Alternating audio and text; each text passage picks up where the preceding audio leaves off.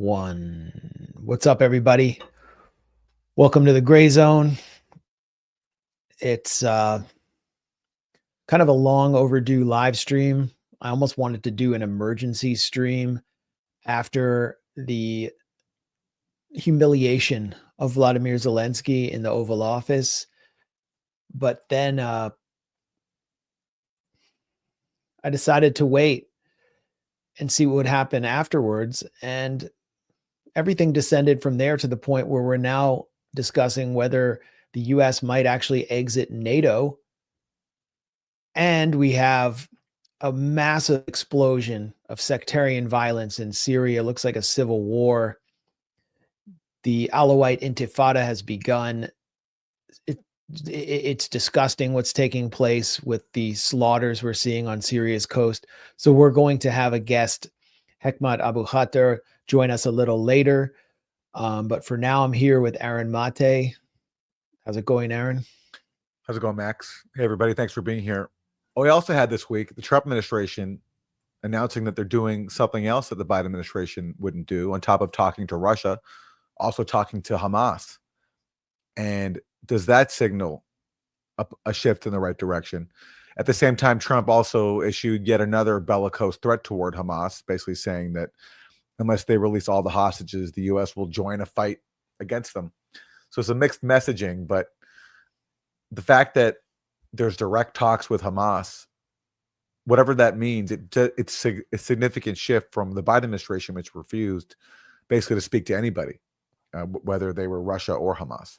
Well, we will definitely talk about, I have a lot to say about that, but we should get right into what took place in the Oval Office. What was it, like a week ago? A week ago right now, as we're speaking. Yes. Wow. Historic. Yeah. Don't tell us what we're going to feel. We're trying to solve a problem. Don't tell us what we're going to feel. I watched this live. Because you're in no position to dictate that. Remember this. You're in no position to dictate what we're going to feel. We're going to feel very good. We're going to feel very good and very strong. You will feel influence. You're right now not in a very good position. You've allowed yourself to be in a very bad position, and he happens to be right about it. From the very beginning of the war, you're not in a good position. You don't have the cards right now. With us, you start having cards. But right now, you don't. Yeah, you're playing cards. You're playing cards. You're gambling with the lives of millions of people. You're gambling with World War III. You're gambling with World War III. And what you're doing is very disrespectful to the country, this country. It's back to you. Far more than a lot of people said they should. You got to don't. So there was that exchange, and then Zelensky gets increasingly petulant, unless maybe I got the order incorrect.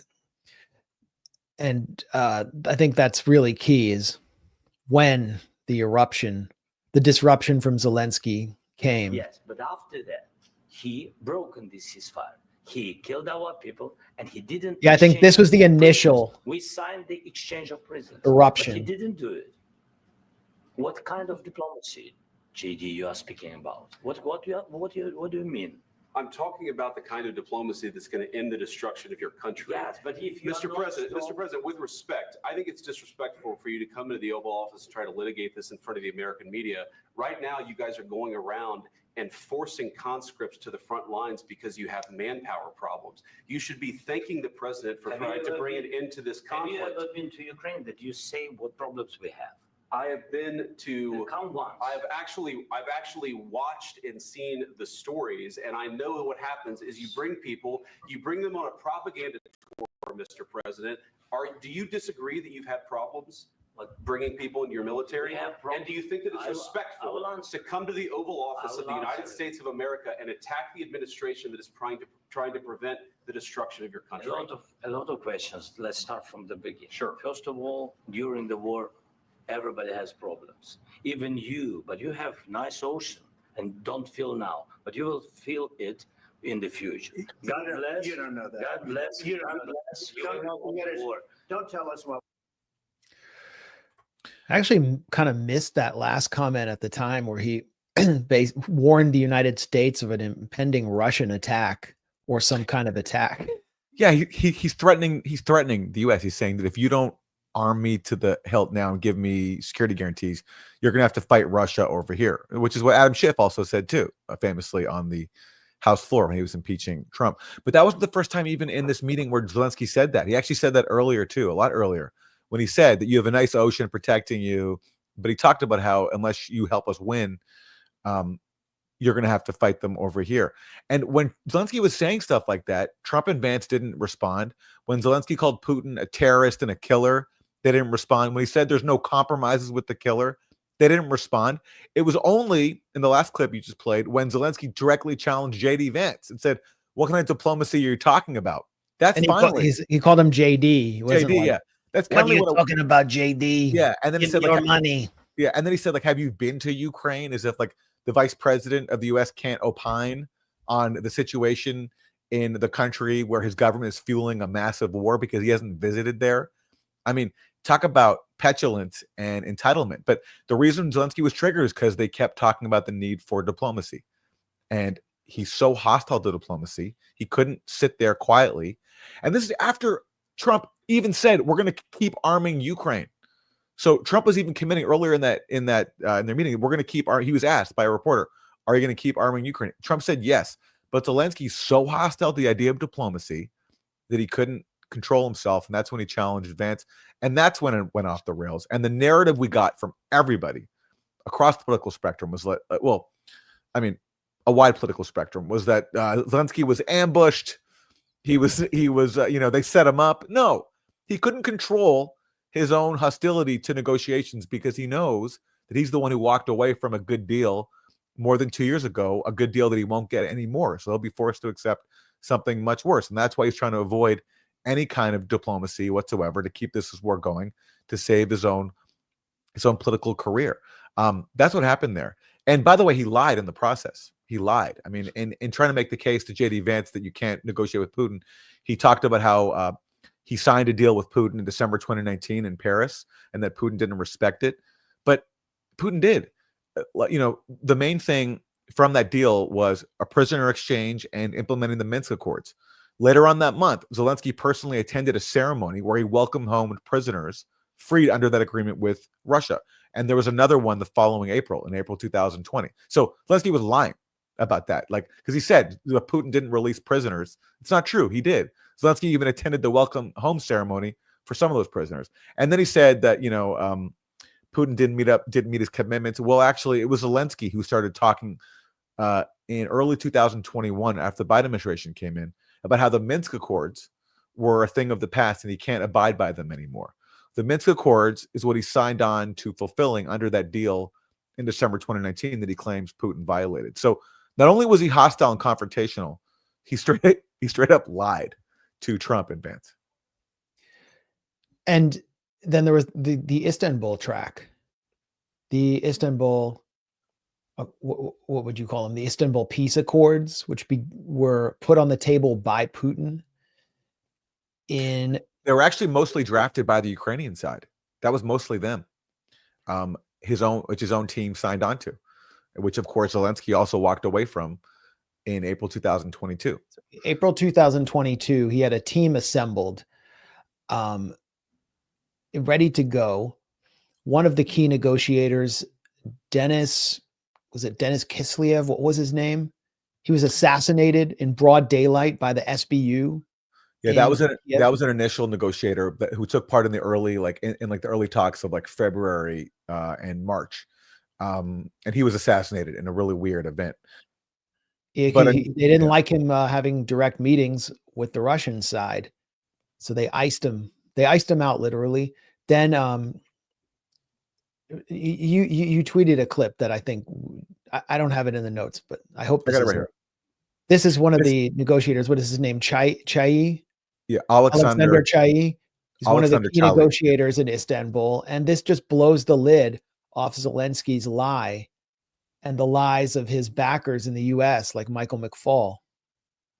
I was in that moment in the group of Ukrainian negotiators. We negotiate with Russian delegation practically 2 months, in March and April, the possible peaceful settlement agreement between Ukraine and Russia. And we, as you remember, concluded so-called Istanbul communique.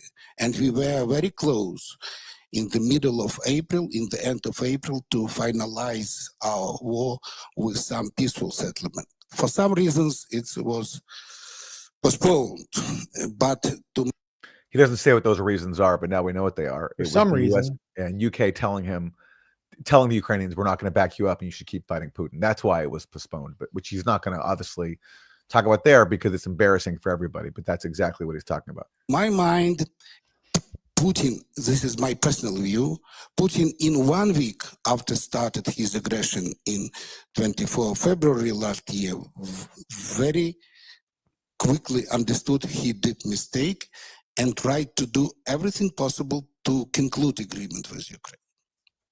And Istanbul communique, it was his personal decision to accept the text of this communique, which totally far away from the initial proposal of Russia, ultimatum proposal of Russia, which they put before the Ukrainian delegation in Minsk.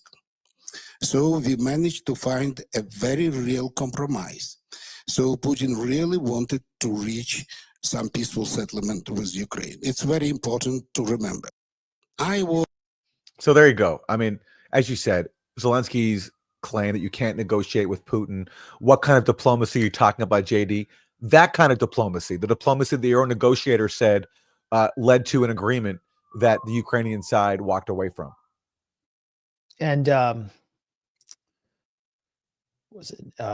Alexei Arestovich, who was Zelensky's advisor at the time, said that hundreds of thousands of people would still be alive if we had accepted that good deal that was on the table, which Boris Johnson parachuted in to sabotage with the promise of Zelensky's not just weapons, but also his international fame.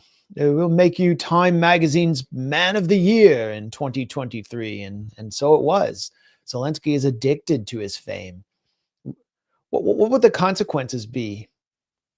Or have been if he had negotiated at that point? I mean, to be sure, that was when Russia's so-called special military operation was being exposed as kind of a tactical mistake because they were losing a lot of tanks and armor in the Kiev Oblast. They hadn't really found their mojo. They eventually established a really strong front line with trenches throughout the Donbass, and then exposed the weakness of the Ukrainian military, its manpower problems, which J.D. Vance brought up during the disastrous counteroffensive, which Mark Milley designed for them, in which they gained nothing. They didn't even gain inches. And ever since then, the war has just been a lost cause. So, but let's just say at some point he had negotiated, or he agrees to Trump and Vance's minerals deal. What happens to Zelensky? I mean, why is he so hostile to this? Well, I think for one, he's trying to save face because, again, he listened to Boris Johnson. He listened to the Biden administration, who told them, like, we're going to, don't make a deal. We think you can win. Just keep fighting. Also, they wouldn't give him the security guarantees that he needed to reach a deal with Russia. Also, they gave him a bait and switch because that diplomat we just heard from, Alexander Charlie, he wrote a paper after the Istanbul talks, which said that basically the U.S. told us that they wouldn't make a deal giving security guarantees to Ukraine that involved Russia, but they would do it bilaterally.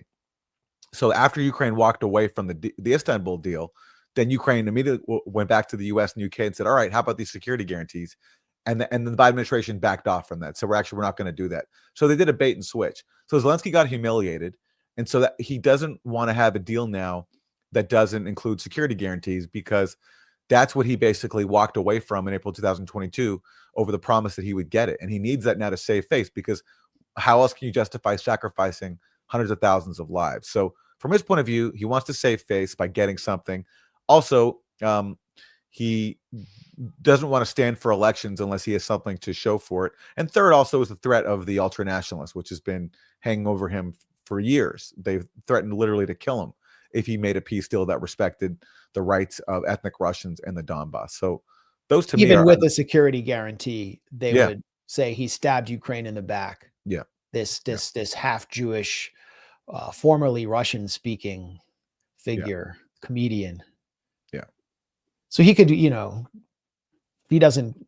he makes a deal which stops the killing, he could still wind up either fleeing to Miami and becoming neighbors with Yair Netanyahu, or he could be dragged from the back of a truck with Azov insignia emblazoned on its hood.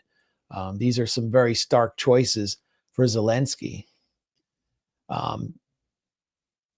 This was the scene inside the press conference that everyone saw, but was poorly interpreted, I thought.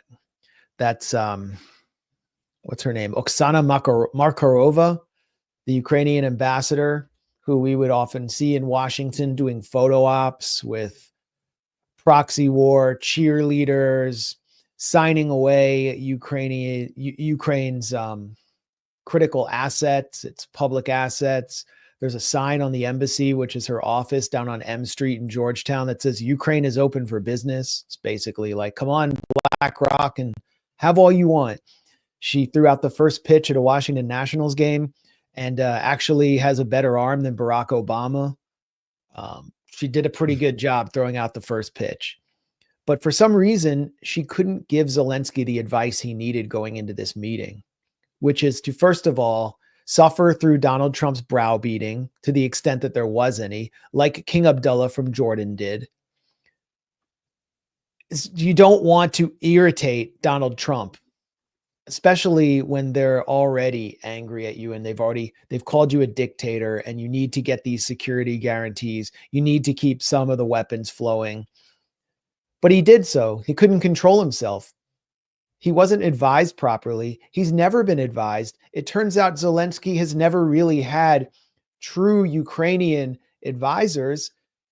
Arestovich isn't working for him anymore for a reason. His advice is all coming from NATO and the US. And it was American advisors or dual Ukrainian American citizens who were his consultants on his 2019 political campaign, where he turned a reality TV show into reality and became his cabinet ministers to help him sell off his country to the West. So, of course, he walked into it. It wasn't an ambush. He just walked into a meeting without any preparation because Ukraine has no sovereignty. He's not a true Ukrainian leader. And he, throughout this whole time, had been entitled and pampered by the real forces that animated him, which were one of the power mafias in Washington, fronted by the Biden administration, which is no longer in power, no longer has power, and its transatlantic vassals in Europe who are now trying to find their own voice. So I think this meeting and the meltdown that occurred and the anger that we saw, the fire and fury, it was all the kind of natural outcome of a leader who had no idea that he wasn't actually leading anything. He was just a proxy. He was just a servant, and the servant doesn't actually get invited to dinner. He wasn't even welcome in the negotiations. His own Ukrainian advisors warned about this. There was that cover story in Time magazine, like about a year after they named Zelensky the Person of the Year. Simon Schuster of Time magazine, who's like embedded inside Zelensky's circle, has a lot of contacts there, wrote an article basically saying that Zelensky's delusional. Zelensky's belief in Ukraine's ultimate victory over Russia has hardened into a form that worries some of his advisors. It is immovable, verging on the messianic. Quote, he deludes himself. We're out of options. We're not winning, but try telling him that. So people close to him were warning about this more than a year ago, but he chose not to listen to his own people, but to people in Washington and NATO think tanks and NATO leaders puffing him up because he was serving their goal of using his country to bleed Russia.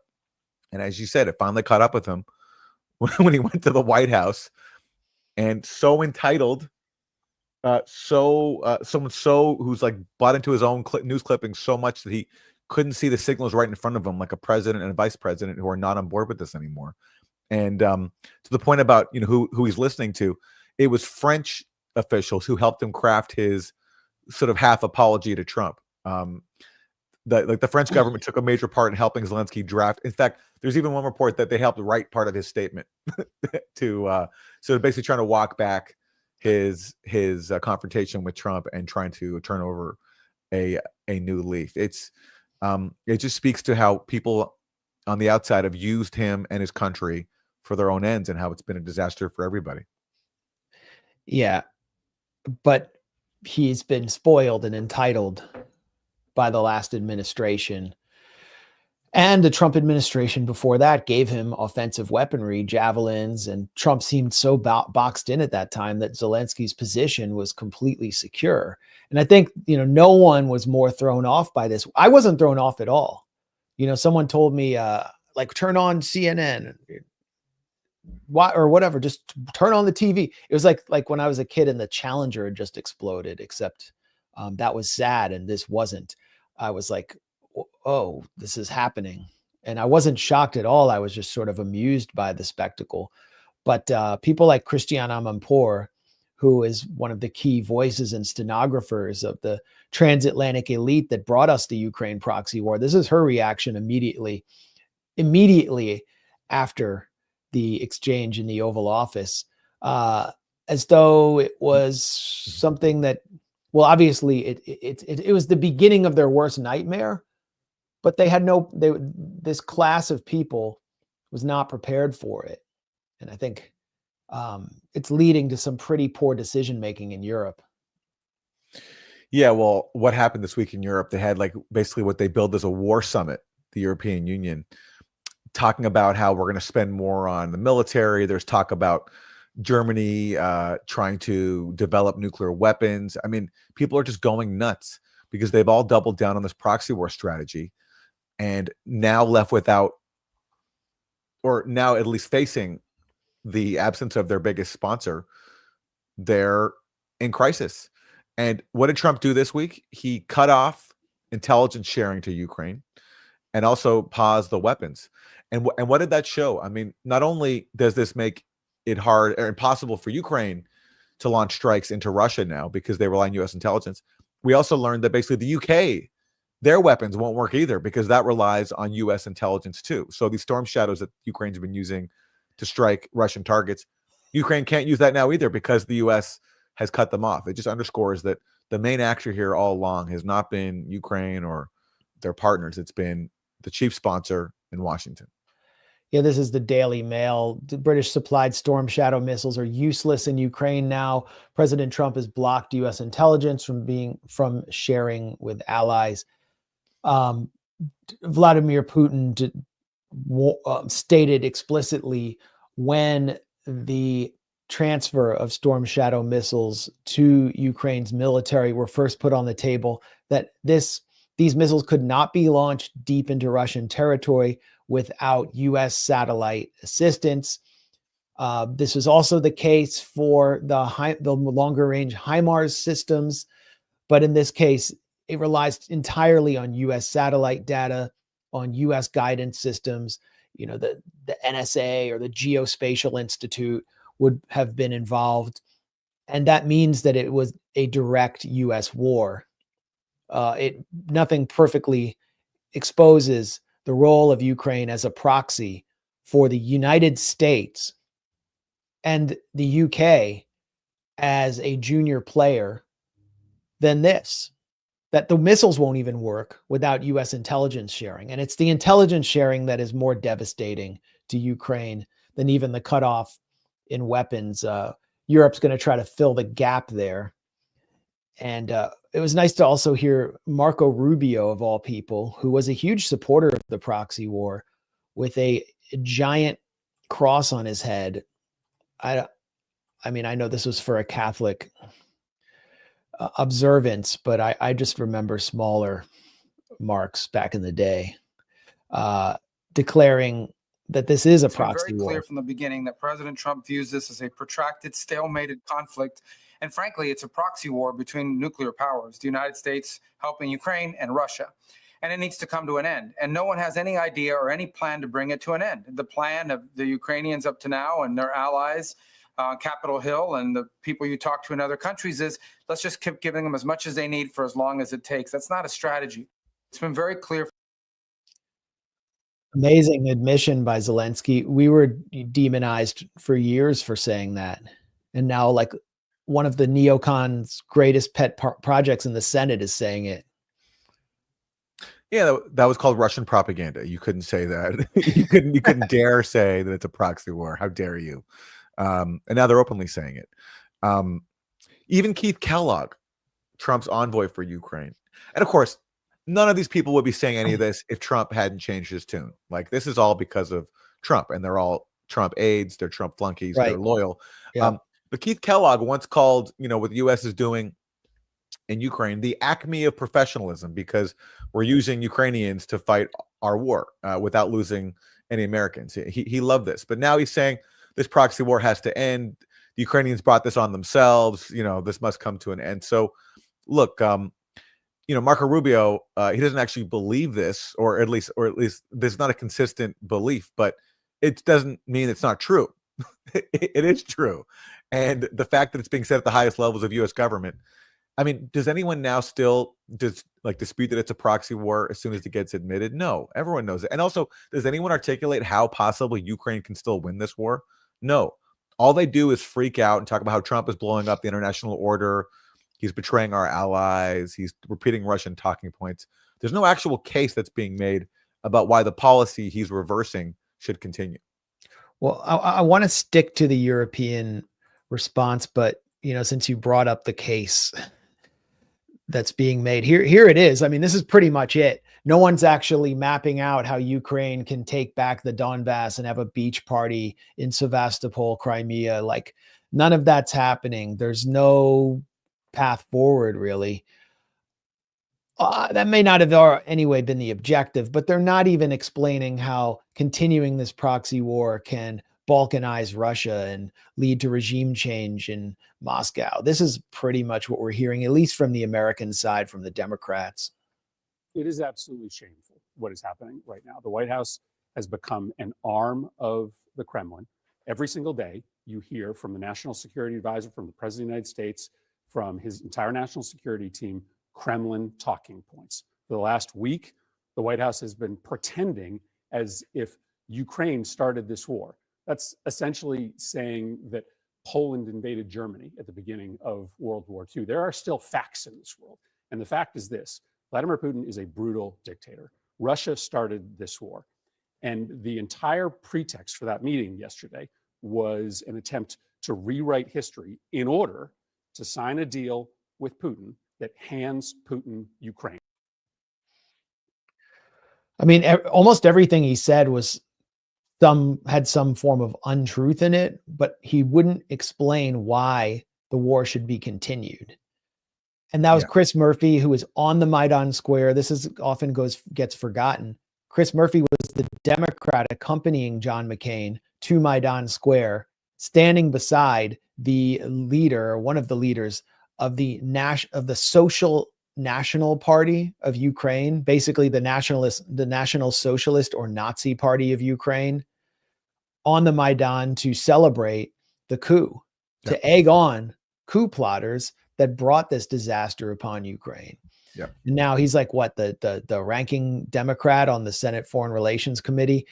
So, and Kremlin talking points, that's all we can hear, that the White House is an arm of the Kremlin. And I mean, you had a good response, Aaron. Like, maybe we should get Robert Mueller to investigate this.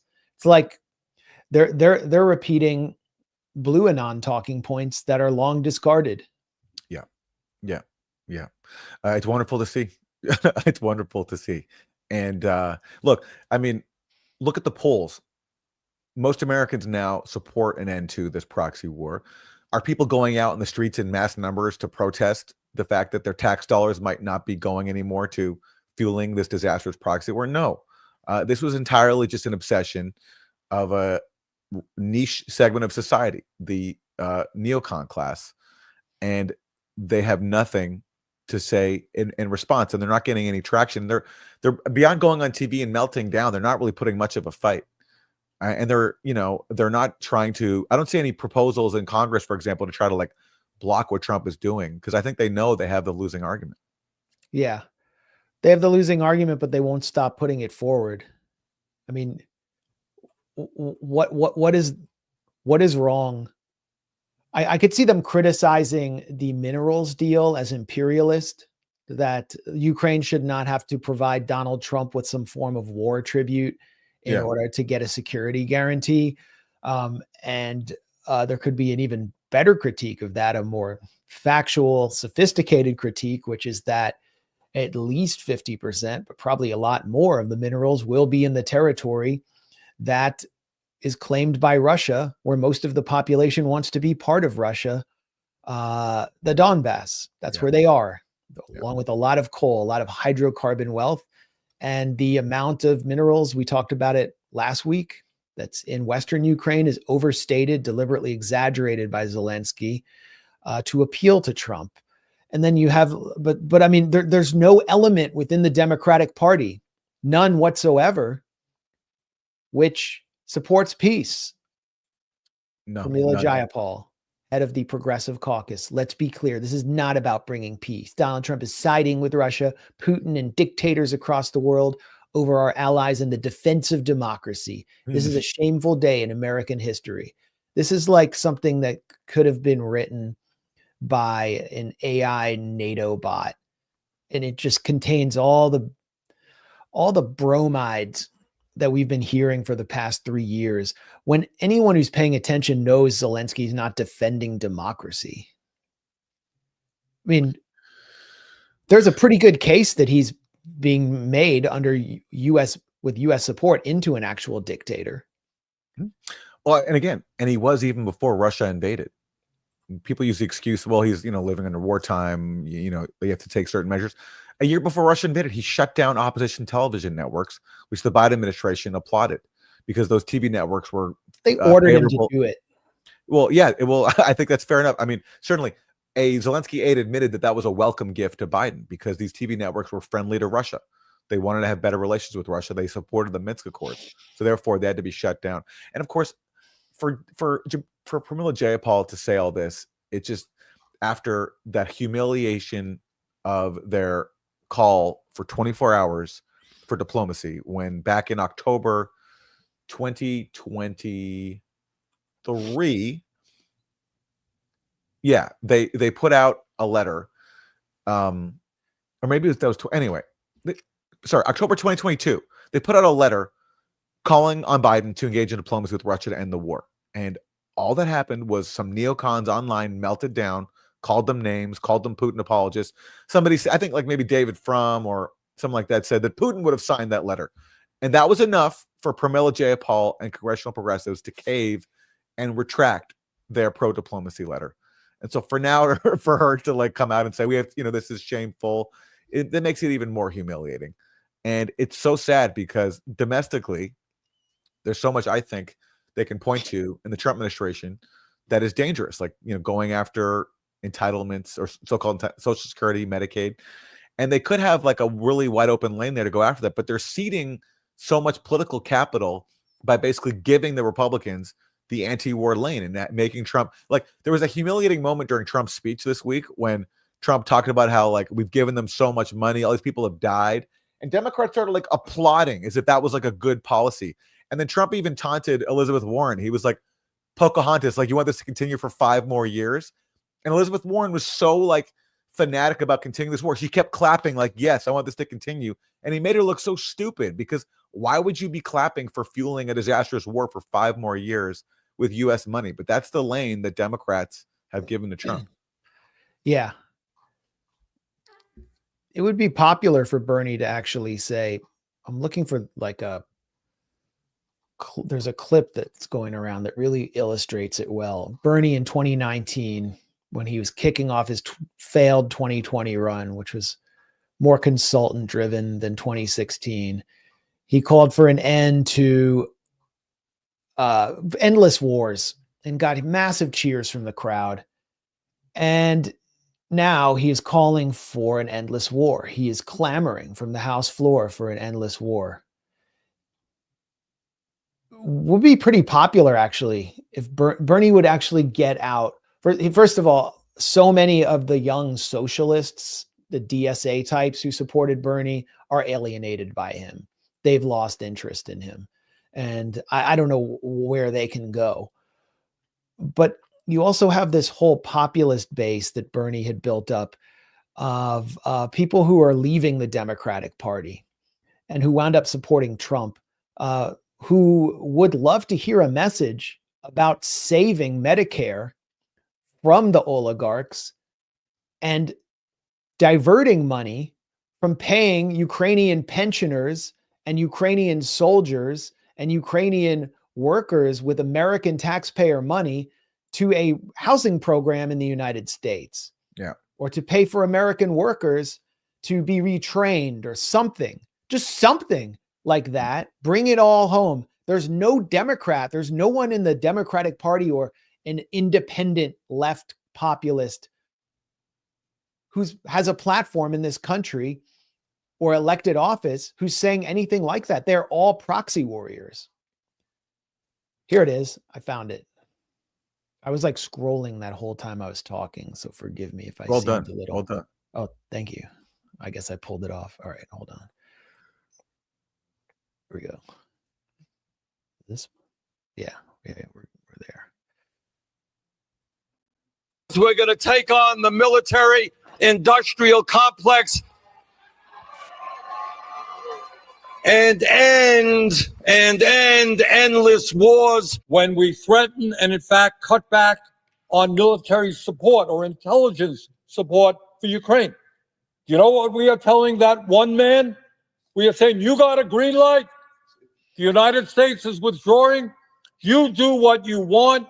You continue the war. You continue to pummel the people of Ukraine. So we're going to. That, by the way, was made by a right-wing content creator, Maze. And so it's just someone who's a specialist in kind of exposing the hypocrisy of Democrats. Bernie's just making it easy. He's just making it easy. It's forbidden. It would be forbidden to say anything populist about this war. That's unpopular among Americans. A majority of Americans no longer support this war for the first time. Yeah. But the Democrats wonder why they're losing. It's not just embarrassing choose your fighter memes. It's like the actual policy. And they are perceived, correctly or not, as the pro-war party. They could do very well by saying we're against these endless wars and we want to cut the Pentagon budget and we want to save Medicare from the oligarchs and save Social Security from Elon. Like, they could do very well, but the first part is gone and they're confused. I mean, we can talk later about their response to Donald Trump's address to Congress, but it was like they wore pink. They had these women wearing the women wore pink. So they look like they were in code pink, except they're all pro-war. And then they were all holding those signs that Rashida Tlaib pioneered to protest Netanyahu, but she was the only one protesting Netanyahu. And then the signs all had conflicting or confusing messages. There wasn't one clear message. So it looked like they were at an auction, like a real estate auction. And that's what happens when, you're a party in a hyper-capitalist country where the unofficial religion is anti-communist and you accept it, but the party that's in charge represents the unofficial religion more honestly and candidly without the mask. You struggle to find an identity and you start falling into weird virtue signaling displays and cringeworthy memes in order to distinguish yourself, because you can't distinguish yourself on class issues. And empire is what? The highest stage of capitalism. So opposing empire would most clearly distinguish them from the Republicans, but they can't do it because honestly, like, the people running the Democratic Party have the most skin in the game, as we see over the Ukraine policy for empire. They want a total global empire. What the Republicans are pushing for is, like, under Trump, is like hard power within a very, very large sphere of influence, and possibly a hard pivot to Asia, but definitely within the Western Hemisphere, hard power. And that's it. So let's talk about the Europeans a little bit more. You brought this up. I mean, they're trying to fill the gap, and this is historically significant. I think this is one of the more historically significant geopolitical shifts in our lifetime. It could shift back if a Democrat somehow gets into the Oval Office in 4 years, but the world will look very different then. Here's Emmanuel Macron, who worked with the Rothschild banking family. I'm not like just being some anti-Semitic conspiracy theorist. That's where he came from. For a large part of his adult life, on attempting to position himself as the leader of Europe. We'll just watch a quick part of his address. The war in Ukraine has led That's to not his voice, by the way. huge numbers of lives lost. Our ally, the United States, has changed its position. And there are doubts about what will happen next. At the same time, even the United States is trying to impose tariffs on goods coming from Europe. And the threat we are witnessing from war and terror is not diminishing. Our peace, our security are more uncertain. We are entering a new era. Well, let's see, what does he say? The war in Ukraine has lasted more than 3 years. And since the first day, we decided to support Ukraine and impose sanctions on Russia. And that was the right choice, because it's not just the people of Ukraine who are fighting for their freedom. It's also our security which is under threat. If a country can invade its neighbor in Europe and go unpunished, then nobody can be sure of anything. It would be the law of might is right.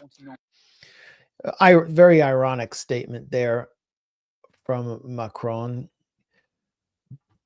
And he's also sort of echoing what Zelensky said to Trump and J.D. Vance, which is that, Putin, he's not going to stop at the Donbass. He's just going to keep marching westward, and somehow he's going to take over the Baltic states and Poland, and then Western Europe will be subsumed. Russia's just this, on the one hand, Putin is weak, and Russia's just like a gas station with a country.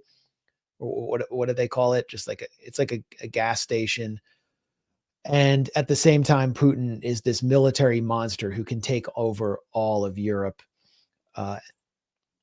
Annalena Baerbock, the leading green warmonger in the world, gave a similar address. Many of you will have slept restlessly tonight in view of the unspeakable videos from the White House, something she never said about videos from the Gaza Strip, where Germany was the second largest supplier of weapons to the Israeli Holocaust machine. To be honest, me too. I'm with her. Unfortunately, this was not a bad dream, but a harsh reality. Our shock is greater today than before, but so is our commitment to the people of Ukraine, at least those who don't speak Russian, to our own security and to peace in Europe. War is peace. A new era of nefariousness has begun.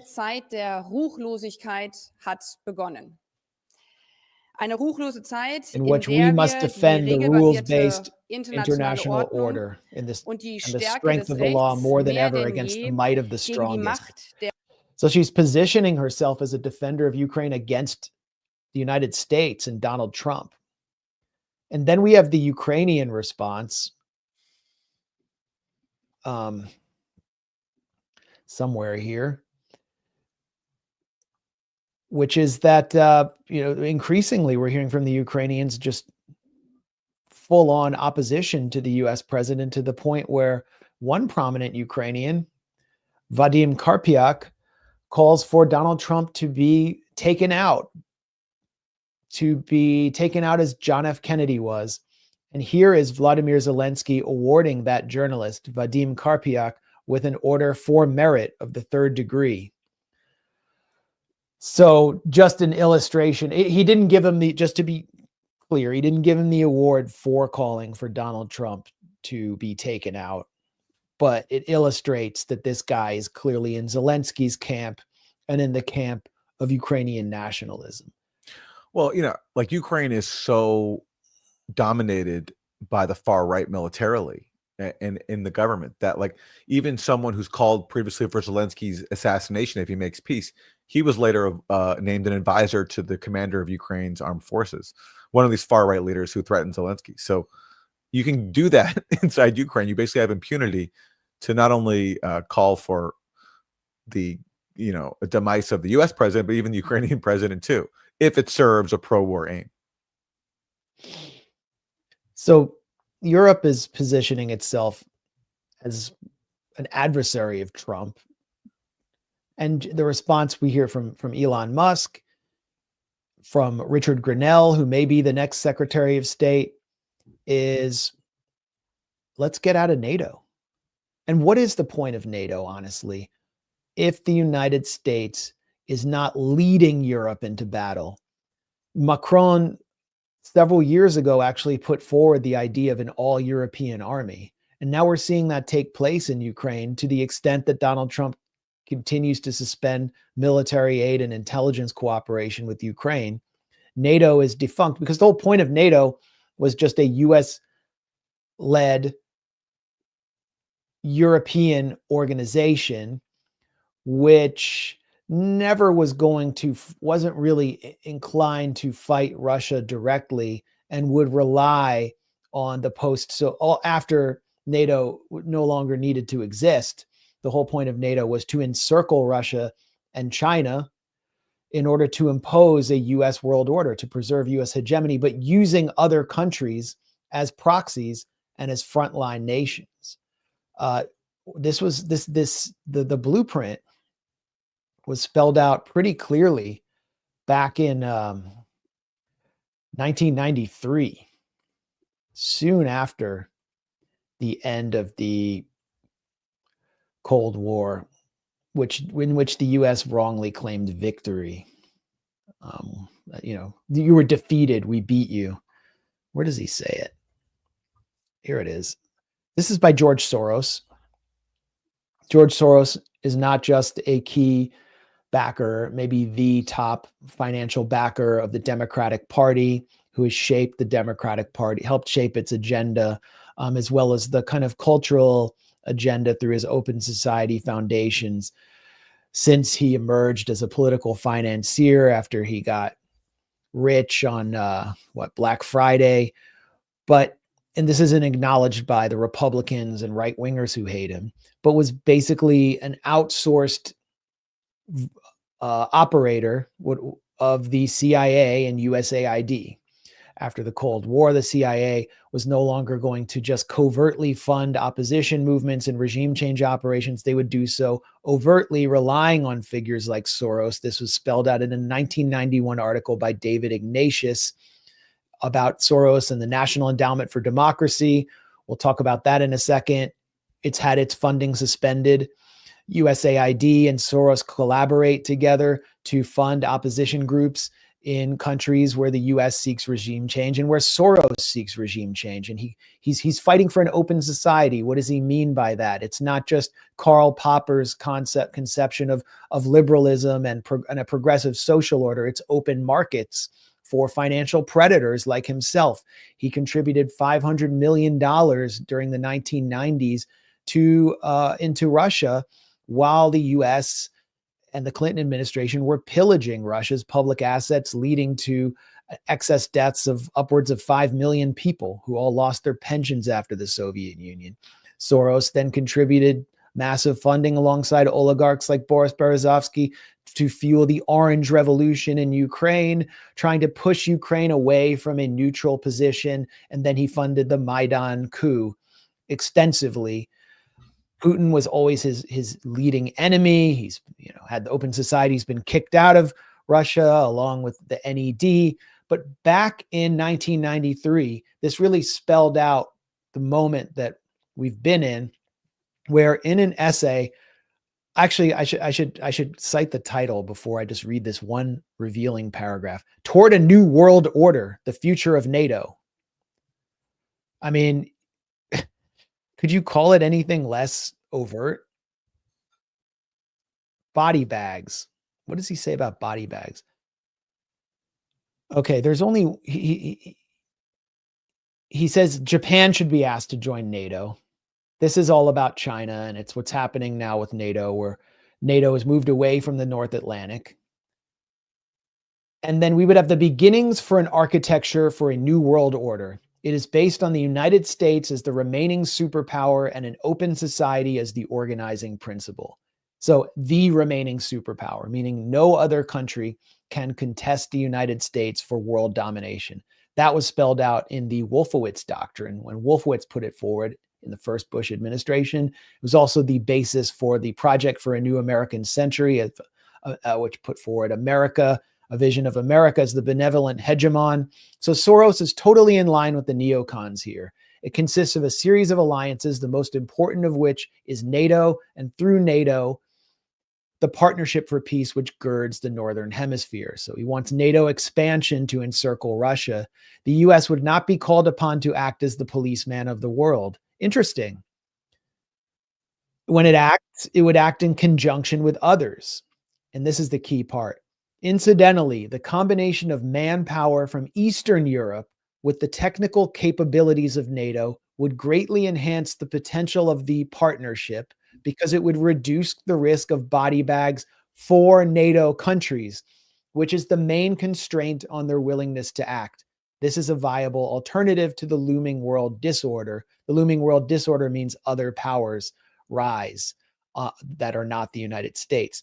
So the constraint on the willingness to act, in other words, the willingness to wage war on Russia and China, is body bags for NATO countries. The body bags that we saw coming back through the Dover Air Base from Iraq when the Bush administration invaded Iraq. Everything has to be done through proxies like the Eastern European countries, and will rely on their manpower. In other words, Slavic meat with NATO direction and NATO technical capabilities and satellite direction. But the Slavs will die. We'll just keep throwing them into the meat grinder, throwing them into the slaughterhouse in order to weaken Russia. That was Soros's vision for creating an open society. And in order to consolidate the quote unquote open society with open markets and total world domination for the United States, NATO has to expand and totally encircle its rivals. So now what we're witnessing is the end of the possible end of the Soros world order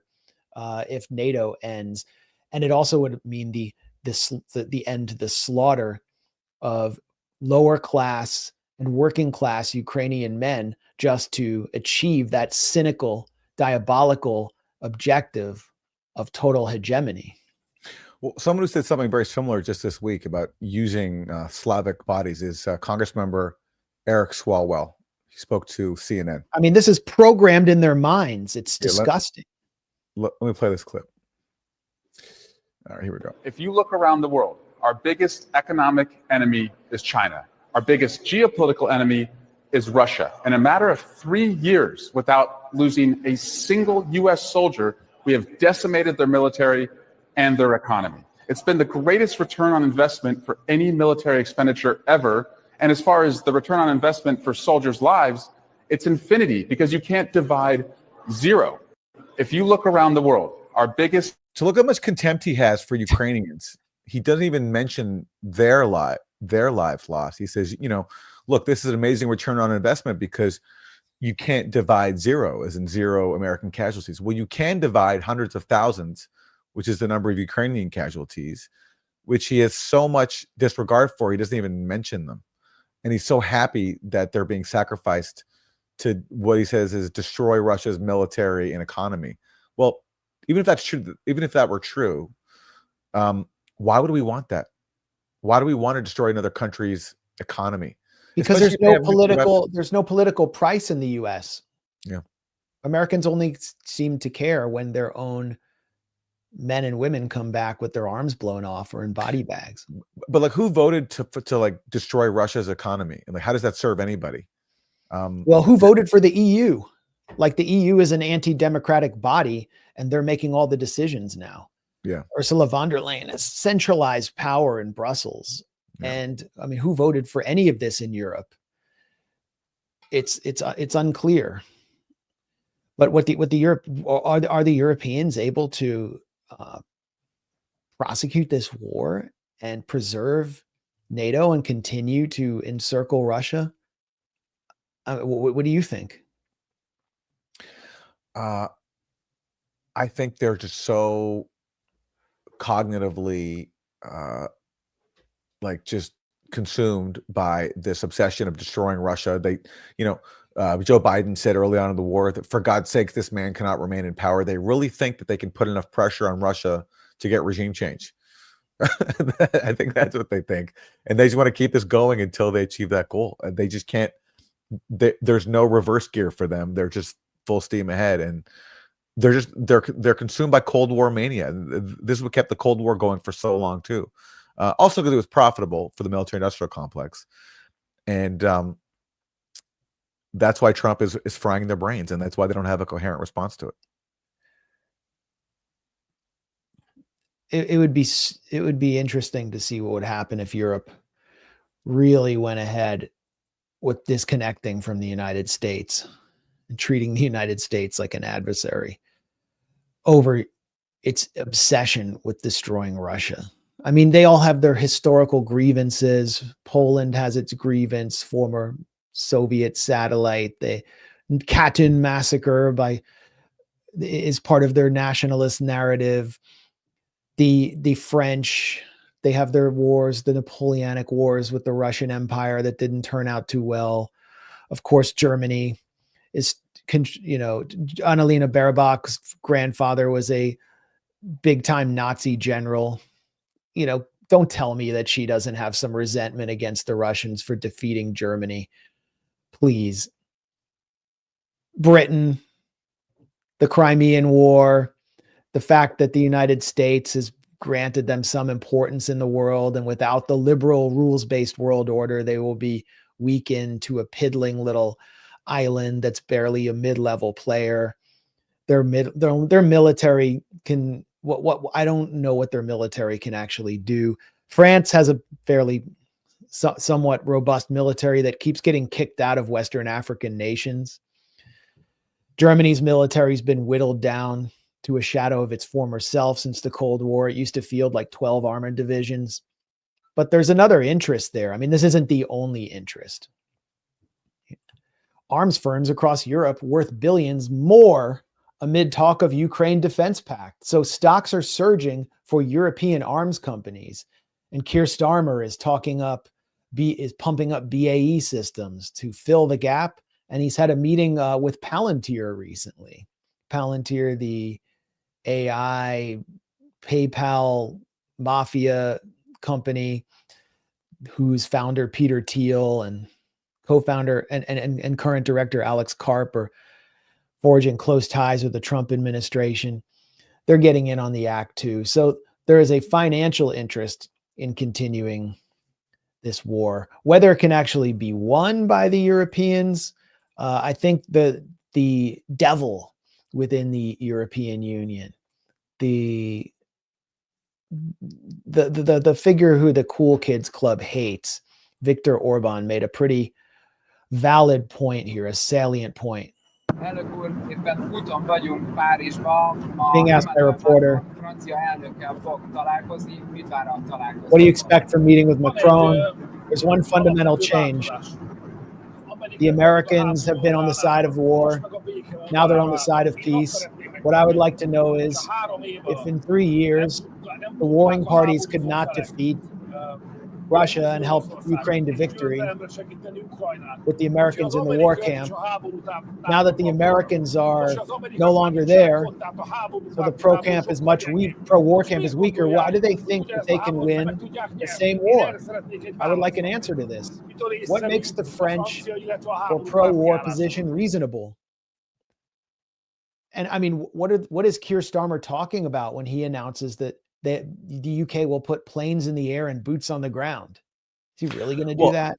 Well, that's the thing. But then they also admit that they need what they call a U.S. backstop to do that, which means having basically like a U.S. help enforce a no-fly zone, which Trump is not going to agree to. And like Starmer's plan is nothing without the U.S. And they want to trick people into thinking, no, this is not direct U.S. involvement because they won't actually be in Ukraine, but they'll be in a neighboring country. And, British so-called peacekeepers will be using U.S. technology and intelligence and will have the U.S. on standby if need be, which basically is a trigger for World War. And by the way, who was making the case for this, for the so-called backstop, was Ken Roth, formerly of Human Rights Watch. He went on Democracy Now! Recently and said that this is a great idea. And of course, he wasn't challenged for saying that it's good to have the U.S. on Russia's doorstep. Imagine Russian forces like sitting inside of Mexico or Canada or some other Latin or any country in Latin America. Would anybody possibly think that that's a good idea to have Russia on standby to fight the U.S. if need be? It's just absolute lunacy. But that's how desperate these people are to avoid admitting defeat in this proxy war. Well, that was the point, I think, that Soros was making without explicitly stating. By the way, Soros has funded Ken Roth's entire career. Human Rights Watch wouldn't have existed without Soros in their office in the Empire State Building. But the point he was making was, it doesn't matter if the United States wouldn't tolerate Russian military bases on the U.S.-Mexico border and weapon systems. It doesn't matter because the United States is morally superior because the United States represents the open society. And now under Trump, I guess it no longer does, but they never would think, what if the shoe is on the other foot because of American exceptionalism? And that's what has led them into the psychological collapse that they're experiencing because they weren't prepared for this moment. I see Hekmat patiently waiting to discuss Syria with us. I wanted to do one more quick segment. Are you all on board? We're doing a quick, Aaron, can we do a quick segment on the NED being defunded and then bring Hekmat in? Hekmat's young. He can wait. Okay. Because we have like a lot of stuff to cover, but yeah, he can wait. We're like Heinz ketchup. Yeah. This is hilarious and great news for the world. The National Endowment for Democracy, this is their website, which it might not be existing for very long. National Endowment for Democracy files lawsuit seeking access to congressionally appropriated funds. Today, the National Endowment for Democracy filed a lawsuit in U.S. District Court against executive branch agencies, referring to the Trump administration and officials for unlawfully withholding its congressionally appropriated funding, which is essential to fulfilling NED's statutory mandate of advancing democracy around the world. The lawsuit states that the government has wrongly denied NED access to $167 million in already obligated funds and refused to release an additional $72 million already appropriated by Congress. These actions have severely disrupted NED's operations, impacted its workforce, and jeopardized its ability to support democracy organizations resisting authoritarian regimes. Peter Roskam, NED board chair, and NED president Damon Wilson are protesting. We're eager to resolve the issue so our grantees can continue their essential work defending fundamental freedoms from authoritarian overreach. And they cite all kinds of basically constitutionally mandated functions of Congress, which obligate it to give out the money to them. This is great. It means people around the world will not be subjected to violent color revolutions and undemocratic coups, and can begin to chart. I mean, not that the Trump administration might not find other avenues for interfering, meddling, and toppling governments, including elected governments, but that NED has been this destabilizing force for so much of the world's population, and now it can't pay its arsonists, its rent-a-riot mobs, its regime change operatives, and its stenographers around the world. And it's claiming there's some kind of constitutional obligation to release the money.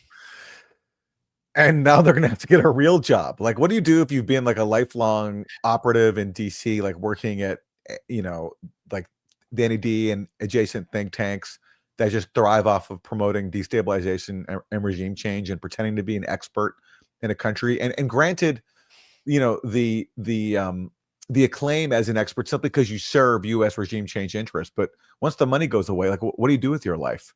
Like, what are you qualified for when your only job is to pretend to be an expert or like some pro-democracy advocate whose real function is just to promote regime change? Like, it's, I can think of another industry for regime change lunatics who have no talent. What's that? The media. Yeah, The one we're in. Yeah, that's true. But there's a lot of job. But people have already taken that slot already in the media. I mean, how many people can get picked up for jobs now that this is going away? It's just, obviously there are federal workers who I think have been unjustly laid off and who do provide good services. But this is one area where you have to say this is a good decision for this country and for the world, because these people have spread nothing but misery and chaos and destabilization everywhere. Yeah, I talked to some, people I know in like upper Northwest DC. I'm in DC. They'll tell you like our neighbors are leaving because they lost this or that grant, and then a lot of what you hear is like our neighbors are FBI agents, or these people down the street, they're FBI agents and now they don't have a job, and like they're USAID friends are losing their contracts, and it's like it's happening in the affluent quarters of DC. Like it's actually causing some kind of social disruption in DC.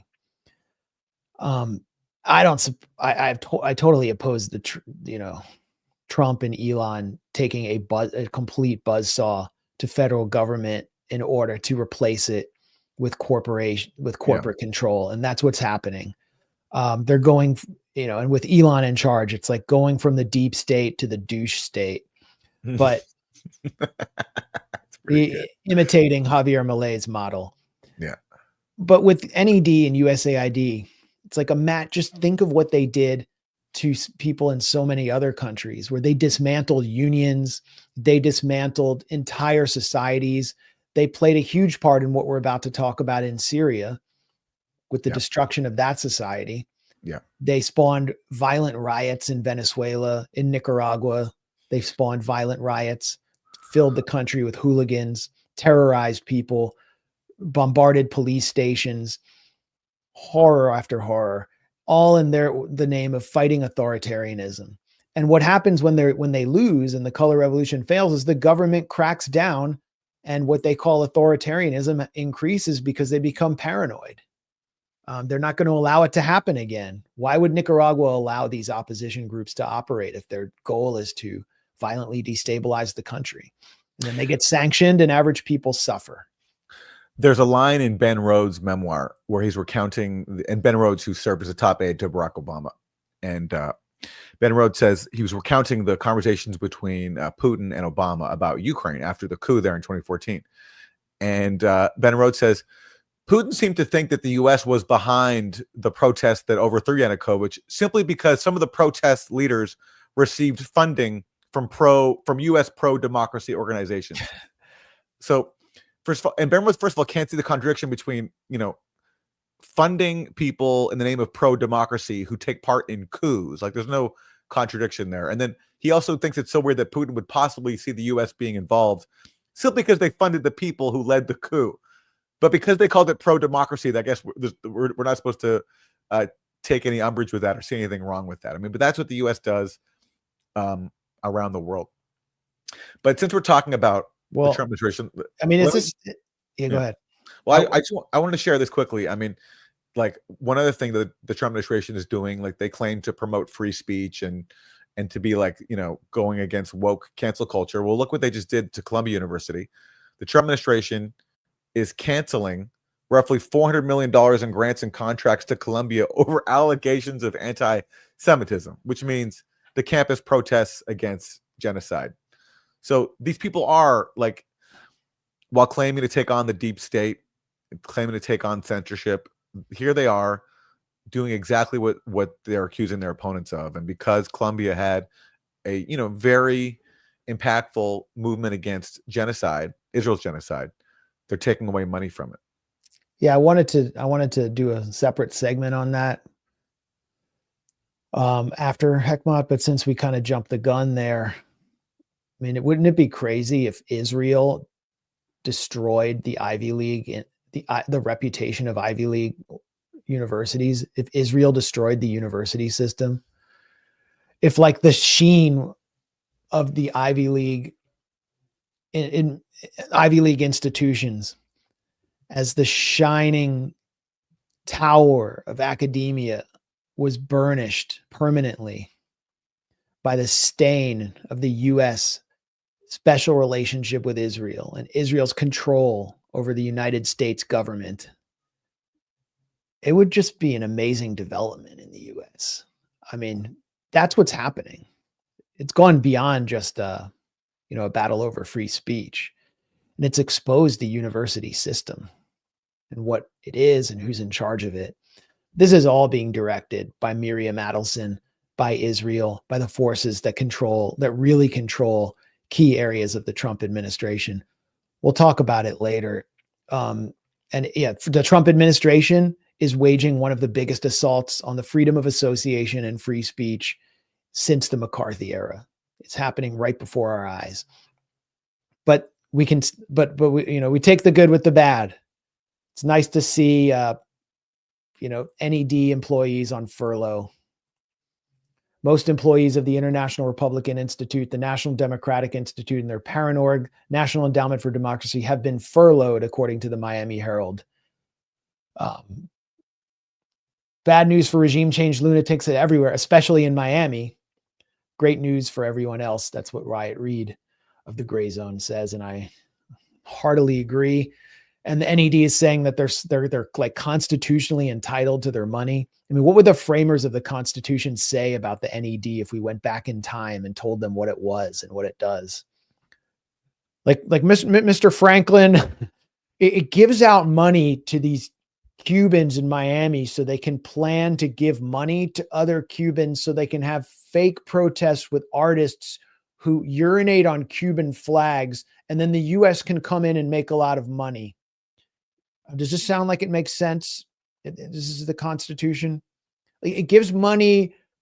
Mr. Jefferson, we need to give these white helmets out to people in Syria so they can run around taking pictures and saying that there are chemical attacks so then the U.S. can bomb that country over there. And it's Syria. You fought the Barbary wars. The pirates, it's kind of like that, but we need these guys with little white helmets to run around so that we can tell the American public we're fighting the war to save the children. Do you get it, Mr. Jefferson? Like, what would they say about that? This whole apparatus is insane. And it's part of a global empire that needs to be rolled back. I meet like so many progressives in Washington who are like, Max, you don't understand about USAID. Like, they actually do good stuff. Like, well, then just have them do the good stuff and stop being a front for the CIA. Like, it needs to be. Yeah, and it's too bad. It's too bad for all the people who are actually being hurt by funding cuts to USAID, because there's bound to be some good things that USAID does that are being hurt in foreign countries. It's a disservice to them to have this aid organization being exploited to serve regime change ends. I don't see why that's hard, and it's so well documented now in so many different countries. So it's the people who've weaponized USAID who have to answer for all the vulnerable people who are now being hurt by these funding cuts. And Americans didn't know this existed before Trump. I think most Americans, like, except for those who followed the Grayzone and a few other websites, they had no idea. And once they find out what they're paying for, it's just like, it boggles the mind. Like Joe Rogan, that's one of the biggest shows in America, like shows, period. Like, not just podcasts, but things Americans watch. It's mostly Americans who support Trump. Rogan will only have on like Trump approved or Elon approved guests now. It's not like an open discussion like it used to be. He doesn't have like critical leftists on. It's like if he wants to talk about Palestine, it has to be some guy who somehow supports Trump, but doesn't like Israel. And he had Mike Benz on, who is in the pro-Trump camp. And Mike Benz told America about the reporting we've been doing at the Grayzone and focused in on our reports on how the U.S. has been paying rappers in Cuba and Bangladesh, as well as LGBTQIA, or should we say LGBTQCIA activists in Bangladesh to spread regime change. As soon as any American hears that, including people in the LGBTQIA spectrum, they start to get freaked out. They're not supposed to know about it. It is overt, but they're not supposed to know what's really going on. Like, we're paying rappers to do regime change. And like most people who watch Rogan are anti-communist. They probably want to topple the Cuban government, but they get freaked out by that. So it's pretty much over now for them. I don't see how they can come back from this because too many Americans know about it. Too many Americans didn't know about what was coming in Syria, the disaster that was coming in Syria, but we've been warning about it for a few years now. And now it's come to a head. And these USAID, National Endowment for Democracy, all those regime change groups were at the forefront of the project that was also covert to topple the Syrian government and replace it with what we now see in power, which is carrying out hideous sectarian pogrom against Alawites on the coast. So let's bring in our guest, Hekmat Abu Khater. Hey guys. Hey, thanks for waiting and being so patient. No worries. Where are you now? I'm in Italy right now. Great. Well, do you speak Italian? Io parlo un po' di italiano. My partner is Italian, and I soon will be able to leave behind both my Syrian identity and the American one and just become a nice Italian guy living on the coastal paradise of Sardinia. Wow. Well, that's the plan. I don't know Italian. Felicitaciones. That's Spanish, I think. Yeah. But that's great. The future is looking bright there in the EU as well. But tell us just quickly, you are a Syrian from Aleppo. Yeah, Syrian American from Aleppo. I'm half Maronite, half Syriac Orthodox. I grew up in Syria in Aleppo until 2015, and we had to leave during the siege. And we went to the States, and my father had the amazing foresight of making us anchor babies. So we were born in the States when he was studying in Tufts University. And then 3 months after my twin sister and I were born, we moved back to Syria. So I am a dual citizen, but also an anchor baby. So, yeah. Well, and Hekmat Abu Khater has been a contributor to the Grayzone, has written some on-the-ground reports from inside Syria. I don't know if you would be welcome back now at this point. I also run an NGO that is pretty useful for Syria, useful for cultural preservation. You know, we'll see. We'll see if the future allows me to go back. But as of now, I don't think it's safe for me to go back. Well, on that note, tell us what's happening in Syria right now. I mean, I can't really show much of what is taking place because it's too graphic and will be demonetized. But I mean, here's one video I can show, which is taking place today, which is the forces of Hayat Tahrir al-Sham, rebranded Al-Qaeda, which is now in charge of the government through Mohammed Jolani, whose real name is Ahmed al-Shara, the president, indiscriminately dropping explosives on Alawite areas on the coast. And this is, from the air, but from the ground, there are just giant massacres unfolding right now. These are, what would have been called when Assad was president, barrel bombs, and would have been denounced by the human rights industrial complex that cheerled regime change. They're just dropping them randomly on Alawite neighborhoods. Yeah. So how did this start, and what is the context here? Well, can I share my screen? I won't show anything graphic. Just drop it in the chat, whatever you want to. Okay. Because I can't make you an admin. Yeah, that's fine. So starting a week ago, well, really, for the 3 months that HTS has led the government in Syria, the promise of a democratic, potentially secular government that allows for a dignified existence for all of its people has been poorly achieved, to say the least. And on a daily basis, there have been provocations, violations against the different sects and religious identities of Syria that make the mosaic of the Syrian community of peoples. And starting this, what I'm sending you paints the picture of what in the coastal areas, in the Alawite, predominantly Alawite inhabited coastal areas of the Syrian West. Provocations, trucks brandishing the ISIS flag for the first time ever, driving in neighborhoods and in towns that were predominantly Alawites. You had instances of mass kidnapping and people just being rounded up for whatever reason. And finally, the last thing that really broke the seal of coverage on Syria, made its way slightly beyond the essential shadow banning of information about Syria, was a situation where some masked men believed to be on the side of HTS entered into a store on the 27th of February and just killed four Alawite young men, essentially summary execution. It was all on CCTV, and that was widely shared in Syria and specifically in the Alawite community.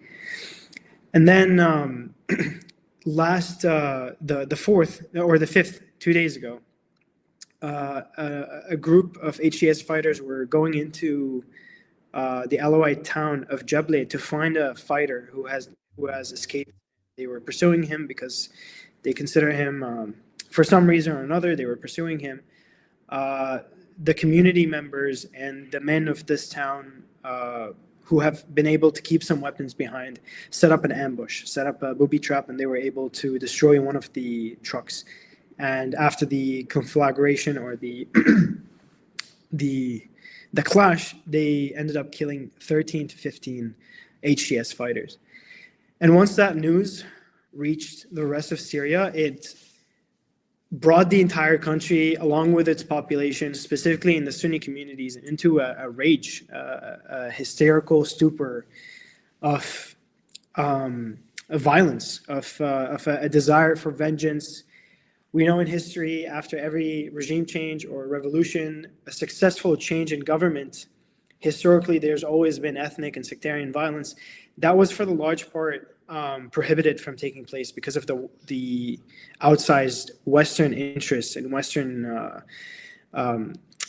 Western media highlighting what is taking place in Syria. Now, after this latest escalation, there was a call, essentially a call for jihad happening from minarets in a lot of towns in Aleppo, in Homs, in Hama, but also just a desire for vengeance, a desire for street justice against any Alawite and any Alawite community in the Western Coast.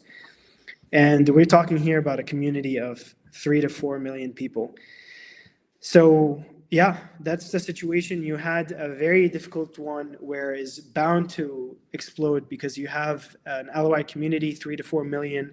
They've been asked to disarm en masse, and they were given promises by the HTS-led government that even if they disarm, their communities will be protected. That obviously turned out to be false. That promise, even if it was sincere from the HTS government, was not taken to fruition. daily provocations, daily instances shared on social media of Alawites being kidnapped, their property being seized, some of their members just being summarily executed.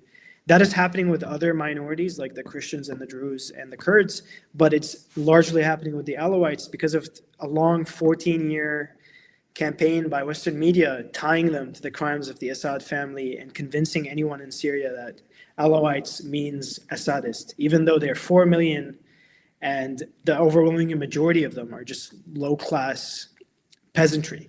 You know, they're some of the lowest rungs of Syrian society. And yeah, the Syrian population has been convinced that they're the devil, essentially. So these provocations led to this escalation eventually, and that is these pogroms are now what we're seeing in the Syrian coast. I can show. Well, I'll show you my response to Representative Joe Wilson. I think let's get the U.S. take on this, and my response. This is Representative Joe Wilson, de facto endorsing the slaughter that's taking place. The butcher Assad is attempting to restore power in Syria. Assad is hiding in Moscow and has Russian support. Iran has called on people to revolt. Russia and Iran are working together to destabilize Syria. We need Russia and Iran out of Syria completely. There's no evidence that this is being directed by Iran. That Alawites taking up arms is being directed by Iran, or that Russia has any role here. Russia still has bases in Syria and has been seeking a deal with the Syrian government of Ahmed al-Sharaa, and it hasn't done anything to stop this. And he's blaming these foreign forces in order to justify what we see here. This is one of the piles of bodies that are piling up in and around Latakia and Tartus on the Syrian coast at the hands of the Wahhabite HTS fanatics who now control Syria. They're just rounding up Alawite men and shooting them after torturing them. Joe Wilson also very mistaken when it comes to Russia. The one Russian jet took off from Hmeimim base on the coast, but that was to protect the territory of the actual base itself because some Turkish-made Shaheen drones were coming near, so it was purely self-preservation. They did not act against HTS in any way. And today, some Alawite-led protests were on the doors, on the gates of Hmeimim base, asking for help, asking for protection from Russia, and still no response. So yeah, Joe Wilson's just pulling stuff out of his back as he usually does. And here is someone that will be familiar to you and to many of our viewers, Celine Qassem, referring to what's to the slaughter taking place. Accountability is not sectarianism. We're seeing a lot of this, aren't we? A lot of celebration of what's taking place. Yeah, it's atrocious, really. It's outrageous. And finally, it's also insane that they think that they can keep the mosaic of Syria and control over the population after they have spoken in such vile terms on the rest of their compatriots in the country. You're describing the mass murder of Alawites, which we have seen videos that a lot of them are men and women, clearly in civilian clothes, and videos clearly showing a young man who has a family and begging them not to be shot, just being summarily executed with an HTS gunman who's just essentially toying with him before he murders him in cold blood. And you're saying that that's accountability. It's I don't see how Syria can recover from this, really. The future seems bleak, and it seems like the only solution now is Balkanization. Celine Qassem, for the record, works for the Syrian Emergency Task Force, which has been primarily funded by the United States government and the State Department. Her boss, Moaz Mustafa, has been lobbying Congress to end sanctions on Syria, which, need to end because of the human suffering. But he also got those sanctions on Syria through the Caesar Act and the Caesar deception that he helped engineer with U.S. intelligence. So that person who's cheering on this sectarian slaughter as accountability, using like kind of like feminist terms. I don't know how, accountability, like we're holding you accountable, or corporate terms, or that person is a U.S. government asset. Every time anyone calls her out, she immediately resorts to like a feminist argument from like a third wave bullshit argument from like Columbia University, accusing everyone of like leering at her and being interested in her physical appearance rather than just like making a political argument against your shitty one. So she's an outrageous figure. But one thing, Syria being balkanized, it is being balkanized as we speak. Israel's rampaging through the south, claiming that they're preparing to protect the Druze population. They've gotten as close as the Damascus suburbs to Druze areas in the far suburbs of Damascus. The northeast is controlled by the U.S. Then there's the coast, and then the 4 largest populated areas have been under the control of this exclusively Syrian, and not just exclusively Sunni, but also exclusively kind of politically derived from the Al-Qaeda Wahhabi tendency. There's almost nothing outside it in al-Shara's government, and they control that area, which is under sanctions, and people are desperate and being manipulated into this sectarian war. Yeah, well, I have great news. 2 days ago, right before the mass pogrom started taking place, it was announced that the UK has become the latest organization, entity, or country from the West that has removed and rolled back sanctions on Syria. They rolled back sanctions on the Syrian Central Bank, Agricultural Cooperative Bank, all of the major oil companies in Syria. So, I'm happy it happened. I've been an activist and an advocate for sanctions removal and sanctions easing because we recognize and we have reported on the ground for the Grayzone the impact that sanctions have on civilian populations primarily.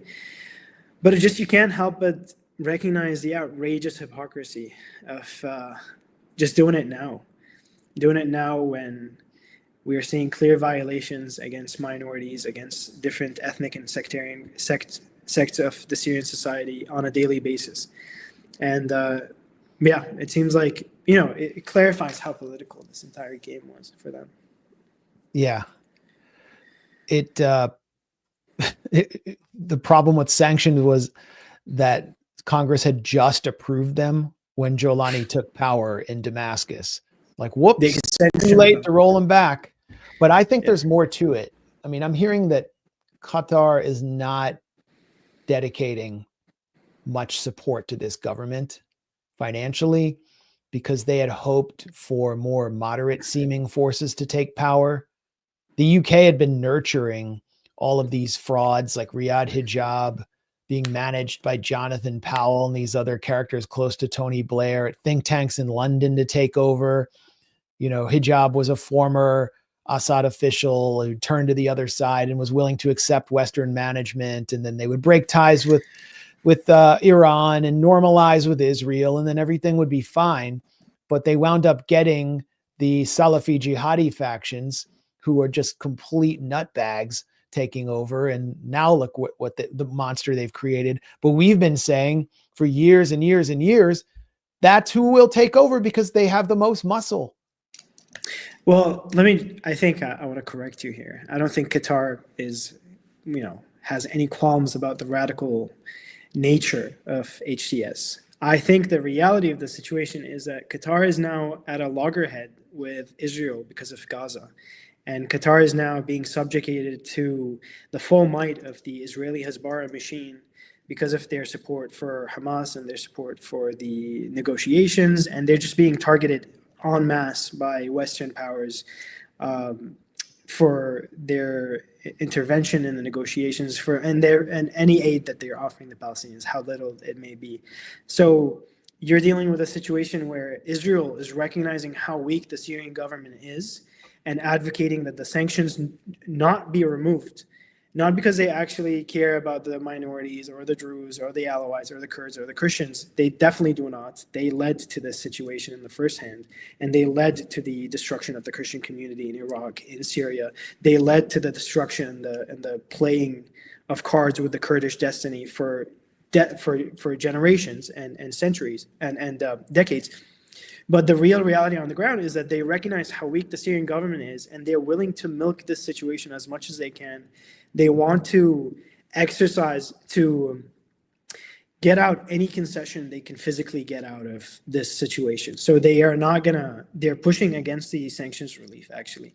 They're pushing the Trump administration not to remove the sanctions, and the European Union as well, so that maybe they can get a very favorable normalization deal with the Sharar government.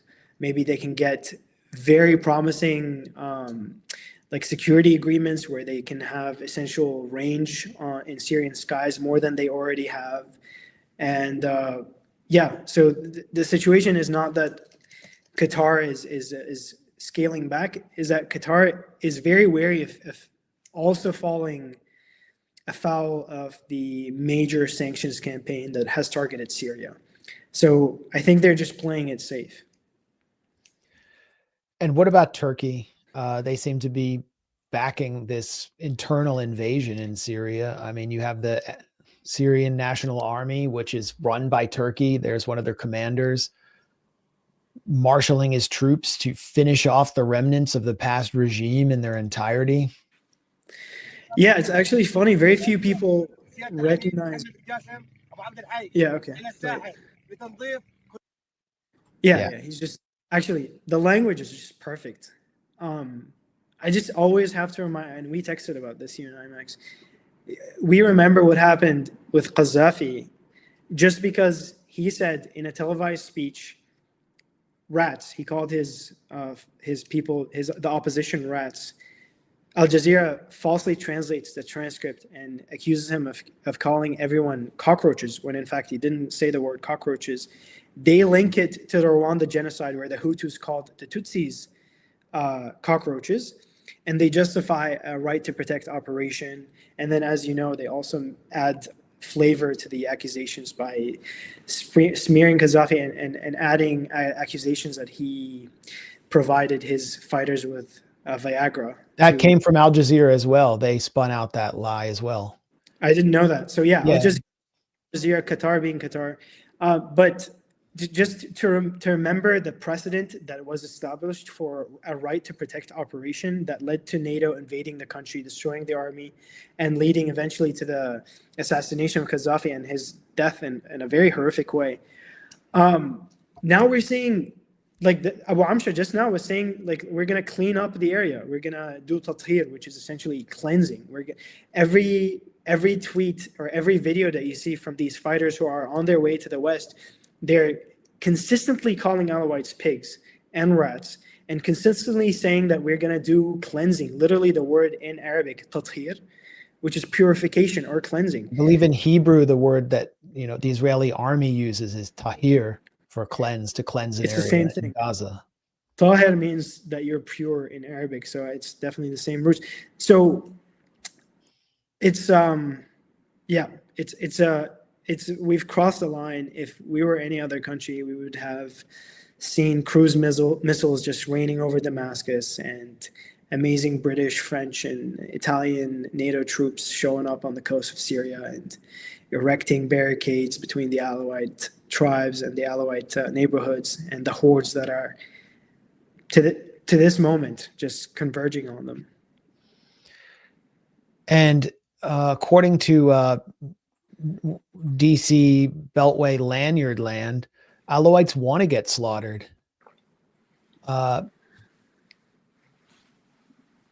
Sorry, I have the post wrong here. I have the wrong tweet up from this think tank expert. But I'll pull it up in a second. Yeah, I know the post you're talking about. Essentially saying that the extreme retribution that is taking place against the Alawites, it's all a ploy to get media attention. Let me just illustrate.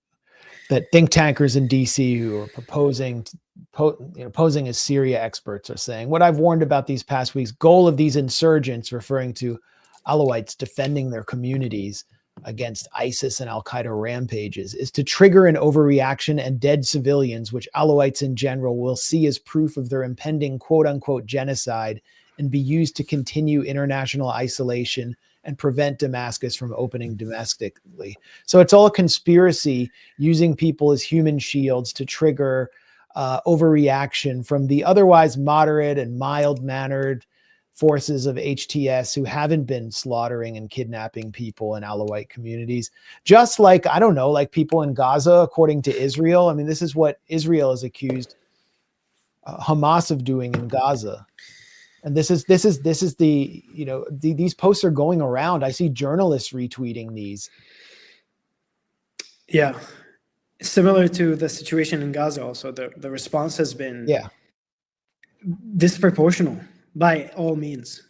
The numbers of killed, it's unclear right now. The posts and the reports are still coming out, but entire families, Alawite families, wiped together in their houses. You've seen pictures of just young men, young Alawite men en masse killed in the streets.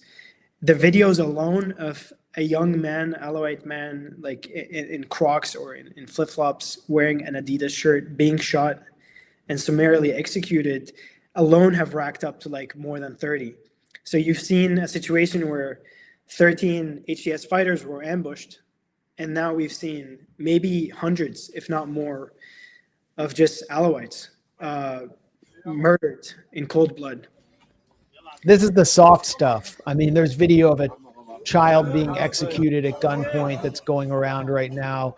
Yeah. Video of HTS hooligan shooting a guy in the foot and then shooting him in the chest. Just execution videos are careening across social media. They're all being filmed by HTS. They're proud of what they're doing. It's like the Israelis in Gaza. And the obvious point to make too is, like, imagine what we're not seeing on video. Yeah, keep in mind. Perfect, but there's all these atrocities, of course, that we're not seeing. And I'm getting all these stories. I'm getting all these stories from people that I know that I have no way of verifying because I'm not there. But if they're true, it's unimaginable. And of course, just to stress the point, it's all entirely predictable. When you fuel a sectarian insurgency, which the U.S. knew it was from the start. That's why Jake Sullivan wrote to Hillary Clinton in February 2012, Al-Qaeda is on our side in Syria. When Al-Qaeda is on your side, this is what is going to result.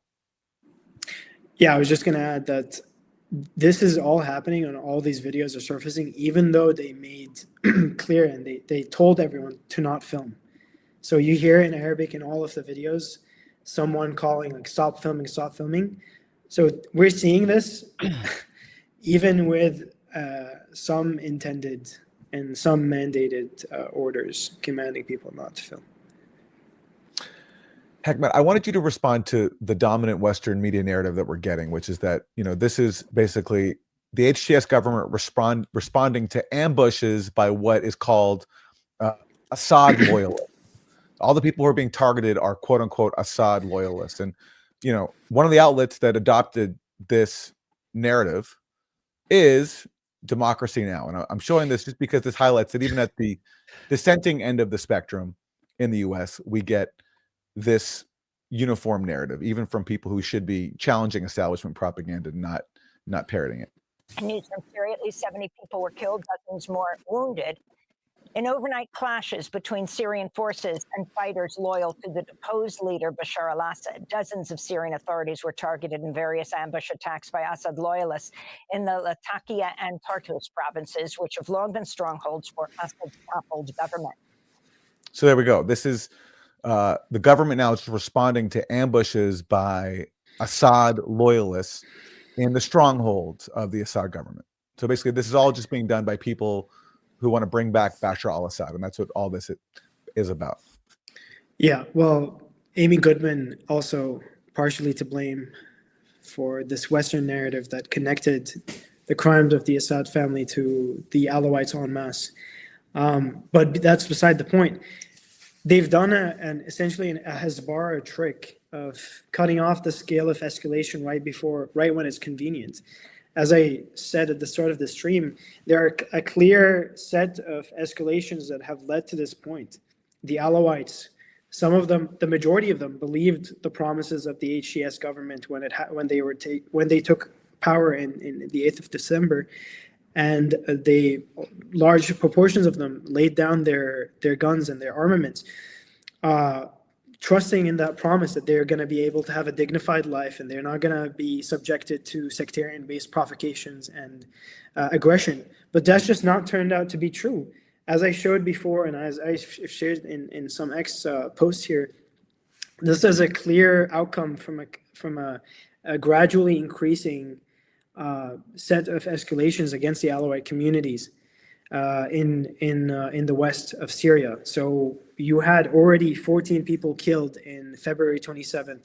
You had February 27th, we saw 4 people in CCTV footage that every single person in Syria saw. Just 4 men being executed summarily in their own store, their grocery store. And you've seen a lot of kidnappings, a lot of aggression against the Alawite community, where some leaders of the Alawite community decided that we need to protect ourselves. We need to potentially try and get some deal in this ongoing Balkanization of the Syrian state, where we could potentially get leverage, get cards on the table to get some sort of an autonomous region that is Alawite. You got to remember this, you have 3 to 4 million Alawites. They are now living in a country and under a government that considers them, in the worst case scenario, considers them pigs and apostates, and in the best case scenario considers them second-class citizens who are all responsible for the crimes of the last 14 years against the other parts of the Syrian people, the Syrian community.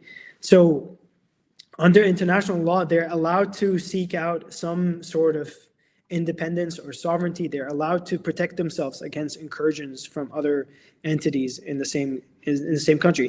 And one last point that everyone neglects to mention: yes, we've been through a horrible 14-year civil war that's been proxy war, a bloody war, but in transitional justice, as it's defined by the United Nations and the precedent that was established by the United Nations, you either have amnesty for all or you have justice for all. You can't pick and choose. You can't choose that you're going to come with daggers for revenge against the Alawite community and decide to lay ISIS and Al-Qaeda and all of their supporters off the hook.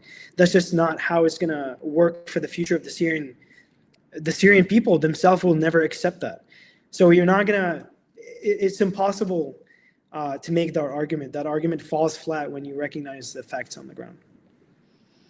Yeah, the hatred of Alawites has been inculcated into Syria through this into the Sunni population through the poisonous broadcasts emerging from the Gulf since the so-called Arab Spring.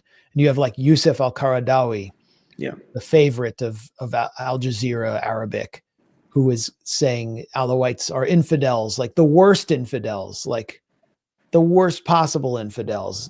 I can just go on YouTube and find, if I look up like the origins of the Alawi sect, I'm going to find so many Sunni preachers just denouncing them, delivering hour-long lectures on what repugnant animals they are and all the hideous practices that they proliferate across Syria. And then they claim they're not pushing sectarianism. I mean, and that's just in English for like a YouTube audience. It's not even like regulated there. But it's been ever since the Gulf states started really pushing their influence in Syria, a social poison. And now it's playing out before our eyes. Will this spread to attacks on the Christian population of Syria and actually start getting the US to care? Because no one seems to care about the Alawites in the West or anywhere else. Yeah. Here's one post, by the way. Here's this one post just from X, Twitter. They're now looting Alawite and Christian stores and houses after having killed off entire villages and cities. And again, we can't confirm exactly what is real and what's not, because a lot of things can be said, but I mean, it's just I mean, I'm getting all kinds of claims like this from people that I know inside Syria. It just sounds really, really ugly. And of course, our media will do a terrible job of covering this because they've been whitewashing this for more than a decade. It's true that when Christians are attacked, that gets more attention in the West because that's just so much harder to suppress, given that, you know, a lot of the US is a Christian culture. But even that has been totally whitewashed too. And it's so cynical. The US spends billions of dollars in a secret, dirty war that is barely covered. The New York Times had a couple of stories on it. Western media barely acknowledges it. Then you have the crippling sanctions, which are like the invisible killer, which no one ever acknowledges. They're still ongoing now. Some of the people who, as Max talked about, were responsible for those sanctions now want to have them removed, but it's not happening. And so they're continuing to tear this country apart. And in that situation, and when you have a government that's ruled by the former leader of Al-Qaeda in Syria and former deputy leader of ISIS, of course you're going to have sectarianism. Of course. This is a helicopter attack on an Alawite neighborhood.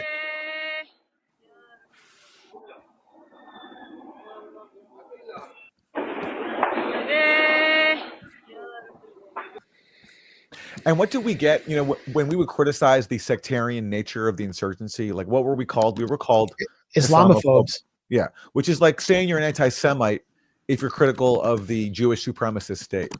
To criticize Al-Qaeda is not to be Islamophobic. It's just to criticize sectarian fanaticism that slaughters people because they're of a different sect, which is what not all the Syrian insurgency, but the dominant strain of it has been. And now they're in power. And now they're empowered to go and carry out sectarian slaughters like we're seeing right now. That was like the weaponization of Islamophobia, the same way that Zionists weaponize anti-Semitism. It was being weaponized by Muslim Zionists who want to exist in a multicultural reality in the West where they are respected and have equal civil and religious rights, while forming a religious supremacist state in a country far away that might have been their country of origin or not. You know, I remember a lot of Pakistani American journalists and activists calling me an Islamophobe for criticizing the Syrian opposition. They weren't even Syrian, but it's Muslim Zionism, and the weaponization of that term is just being exposed. It's as completely hollow right now because this is what we were warning about. And none of them, most of them, certainly not the Soros-y professional activist types from foundation-backed fake activist NGOs, certainly not the Trotskyist academic types and grad students. Those types who denounced us over the past few years have nothing to say about this right now. It's like not even on their radar. Yeah, they just move on to the next hustle, the next like regime change, proxy war hustle, which, you know, right now is Ukraine. And they forget about the countries that they took part in cheering for the destruction of. I mean, that's what happened to Syria. In cheering on the proxy war, you were cheering on the country's destruction. Well, those are the people that divided the Palestine Solidarity movement because they were like the liberal class, the NGO class that infested that movement, and they all, you know, a lot of them might support BDS and they'll march for Palestine, but ultimately they're empire flunkies and they support the same system, the same imperial system that has doomed Palestine. So they've maybe momentarily moved on to Palestine for now. Some of them did have, Ukraine flags and Palestine flags in their bios. No names, but they support Palestine simply from a liberal perspective, that it's just a human rights issue. It's not an issue of imperialism. And now they're silent. They're totally silent. There's nothing they can say. The only people you hear from are like the really sectarian Ikhwan types. But Hekmat, feel free to weigh in here. Yeah.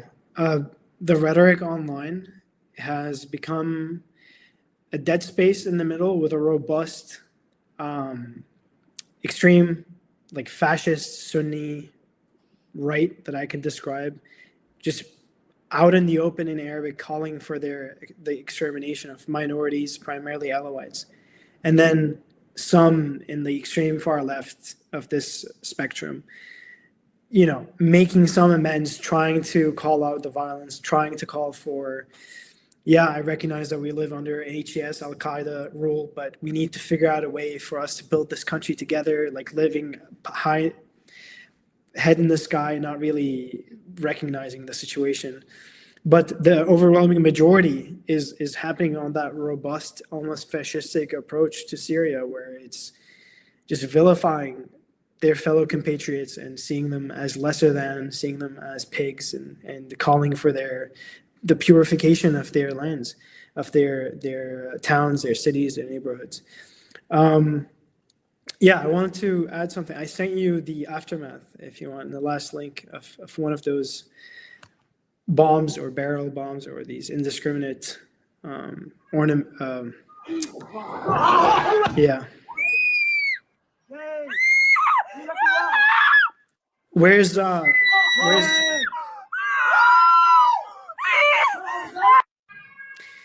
yeah, where's Charles Lister? Where are the folks? Where's from Ken the Roth, Where's former Ken? permanent leader of Human Rights Watch?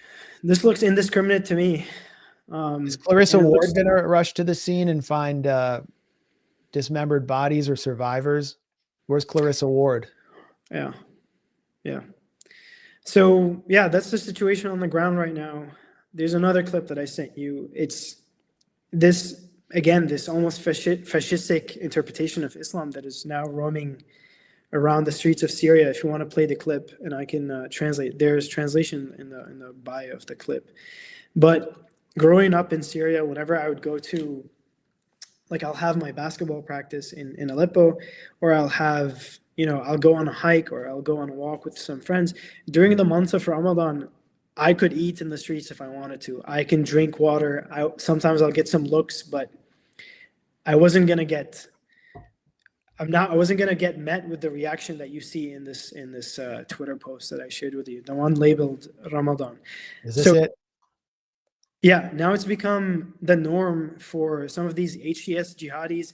In some other videos, it's Uyghurs, it's Turkmenistanis, it's Tajiks and Uzbeks walking around the streets of the cities that they are coming in as guests or supposed liberators, and enforcing forced fasting, forced public fasting, telling people that in the month of Ramadan, they're not allowed to smoke, they're not allowed to eat, they're not allowed to drink water.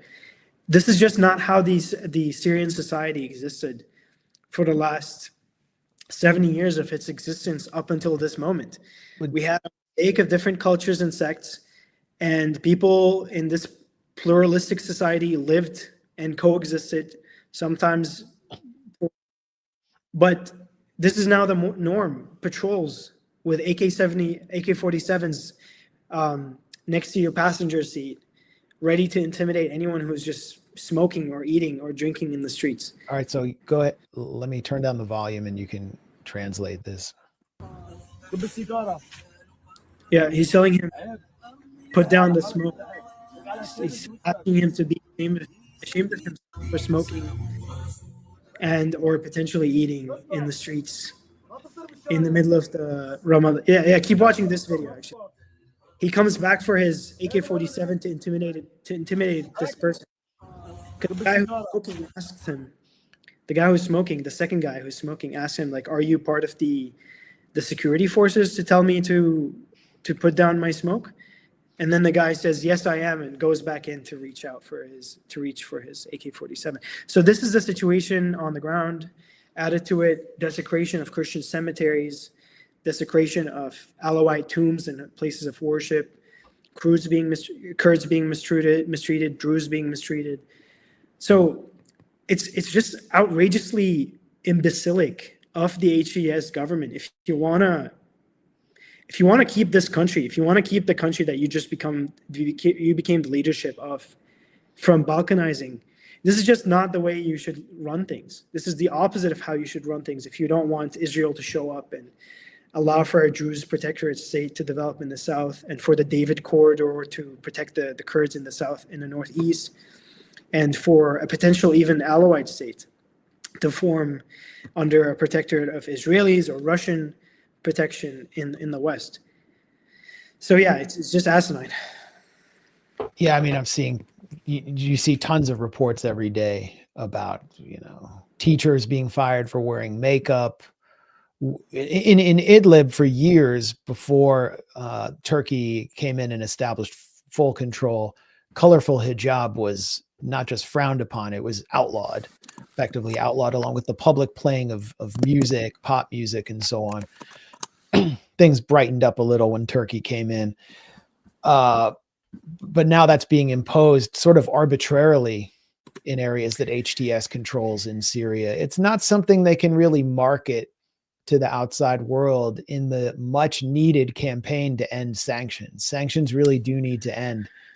And you've got like Muaz Mustafa, who's Salim Qasim's boss, who was a major player. Like sort of, he was like the liaison in DC for Congress and all politicians who wanted to impose sanctions on Syria and destroy Syria. He was like their Sherpa. And now he's trying to end sanctions because he got the opposition in control. And he's bringing Jewish Syrians to Congress because from sort of an anti-Semitic point of view, Jews are the best way to appeal to the Trump administration and the Republicans.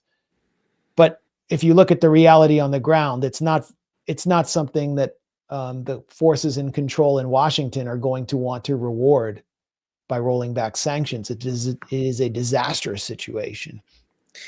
Yeah, again, I don't think they care about the sectarian violence. It happened for 14 years and no one batted an eye. It's going to happen. And it's just currently, as I said before, Trump is in a bind because I said this yesterday on a show. He's like a fat woman or a fat man who wants to get on a diet, but the one thing he can't avoid is butter. Like he wants to pull out of the Middle East, but the one thing he cannot say no to is Bibi's demands. And Bibi is now telling him that you want to keep sanctions on Syria. You want to keep the pressure on Syria so that we can negotiate, so we can have the best deal possible with this newly minted Al-Qaeda government. And they have all the way. So why not? If you put yourself from their perspective, they have all the leverage.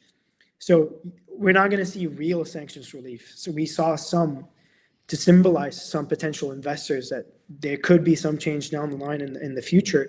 But the real sanctions relief from Washington, I don't think is going to come until Israel gets everything it wants on a long list of demands, whether it pertains to like a southern protectorate for the Druze, David corridor for the Kurds, full and complete unconditional normalization with the Syrian government, the hitherto last sovereign state that had its own independent decision and its own independent army on its border. And if it doesn't get 100% of this list, when it's in this amazing, very strong position to negotiate, I don't think the sanctions will be removed in a real way. Total catastrophe. And Aaron, for those watching, Aaron had to go. My last question is, where is Bashar al-Assad in all this? He's being accused by supporters of HTS of somehow puppeteering this, but he's in Moscow. And, when he arrived there, it took several days for him to even get a meeting with President Putin. That was it was a short meeting. It was like an hour. And it's unclear to me what influence or cards he still holds or what role he plays. Where does he fit into this scenario? Yeah, from my reading, he holds no cards. He's just on house arrest in Moscow because the Russians have made their calculations. They've made their decisions, and they hold no sympathy or empathy for Assad. One thing that I noted is that his son Hafiz, after introducing this entire fiasco, when he published that video, that pretty stupid video of him walking down the streets and showing everyone where he was living in Moscow. Yeah. After that video, that Telegram channel and those social media channels have been quiet. And there's been some fake reports that someone is in contact with him, but I don't think anyone is in contact in a real way with the Bashar dynasty that is now safely kept away, locked away in a nice golden cage in Moscow, is my read. We heard very little from him during the Gaza genocide. There was not, Syria was keeping quiet. they were hosting or allowing arms to flow to Hezbollah and to the axis of resistance. But Syria was always kind of the weakest link in the axis of resistance. Yeah. And now it's being balkanized. I haven't seen any reporters interview Assad. I don't think he's been heard from. Yeah, of course, interviewers, of course, journalists want to interview him, and of course, thousands of like writers and reporters and biographers want to go and get a book deal from him. But I don't think the Russians will allow that.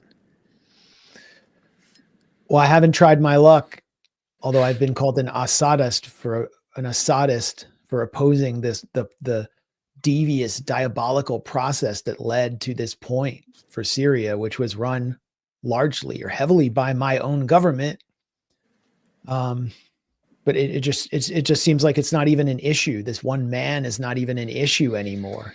The issue is the underlying power dynamics in the region and the predatory relationship between the imperial countries and their allies and Syria and what's left of Syria. And it also seems like nobody really cares. Like very few, even in alternative media, this isn't really being discussed anymore. It was like, all right, that happened. Assad's gone. Let's call it a day. We're going to keep talking about it. Max, before we close, can you share the image I sent you on Telegram? It's a family friend of ours. We're trying to bring up attention. He was kidnapped since February 2nd, and we have no clue where he is. And I'm just trying to do what I can to build up some pressure so that maybe some devious person in Damascus is watching this and realizes that there's some reporting on him. Can you just share that picture? 1 second. Yeah, his name is Musa Dahi. He was a very close family friend of ours. He, carried was a pallbearer with me when I carried the coffin of my grandfather in Syria 2 years ago. He's a very close family friend, and he's been disappeared for the last almost a month and a half.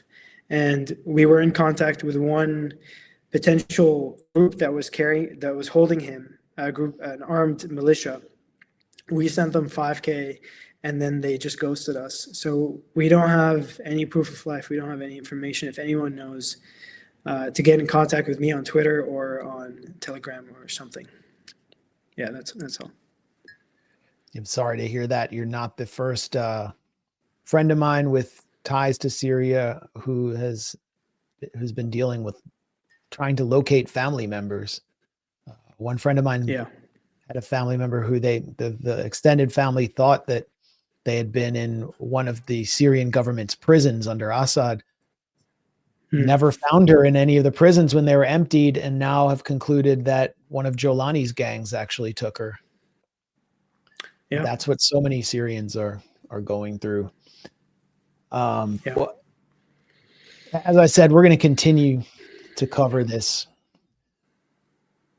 The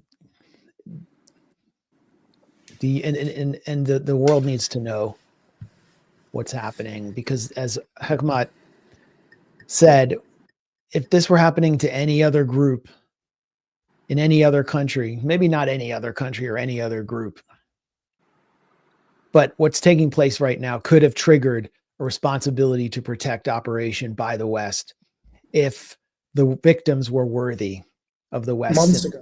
If they could have been weaponized for geopolitical purposes. Yeah. But right now, nobody cares about the Alawites. And it would have happened months ago. And we knew this was going to happen. We knew this would be the result. Yeah. Thanks a lot, Hekmat, for your contribution. And thanks to Aaron. I'm going to stay on for a second, but we'll have you back soon. All right. Thanks, Max. Bye. Peace. I'm going to stay on for a second. I wanted to cover something really quickly that we didn't get to with Aaron. We always go long, which is this interesting dynamic between Donald Trump and Benjamin Netanyahu.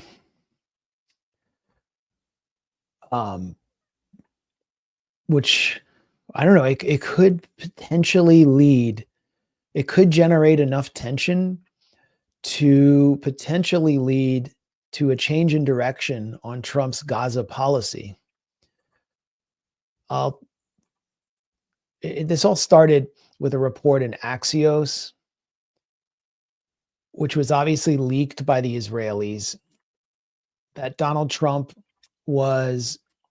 his team was directly negotiating with Hamas through their negotiator in Doha, Khalil al-Hayya. And this is a report by the Times of Israel. Trump defends direct U.S.-Hamas talks as Israel seethes, attempts to attempts to sabotage them. U.S. president says effort is aimed at releasing Israeli hostages.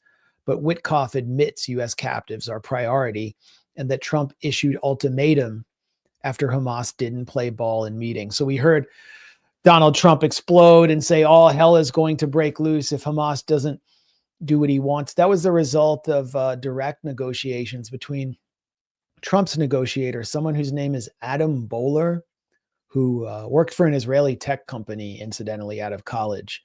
Don't know much about him, but he's Trump's hostage negotiator. New developments. I speculated that Israel was spying on the Trump administration and its diplomatic track. And now we're seeing openly Netanyahu try to push Donald Trump around. Top Netanyahu confidant lashed out at U.S. envoy over direct talks with Hamas. Strategic Affairs Minister Ron Dermer lashed out at U.S. hostage envoy Adam Boehler. This is the guy who's directly talking to Khalil al-Hayya in Doha about the dual citizens, American Israelis, who were taken captive on October 7th. During a phone call held Tuesday, a Western official tells the Times of Israel, Western official probably being a Trump official, possibly Adam Boehler. After Israel learned of an unprecedented meeting in Doha that the Trump aide held with the senior Hamas delegation led by Khalil al-Hayya to discuss the potential release of American hostages from Gaza. First of all, who is Ron Dermer? Ron Dermer is from Miami Beach. I think his father was the mayor of Miami Beach. Pretty sure he's still an American citizen, speaks with an American accent.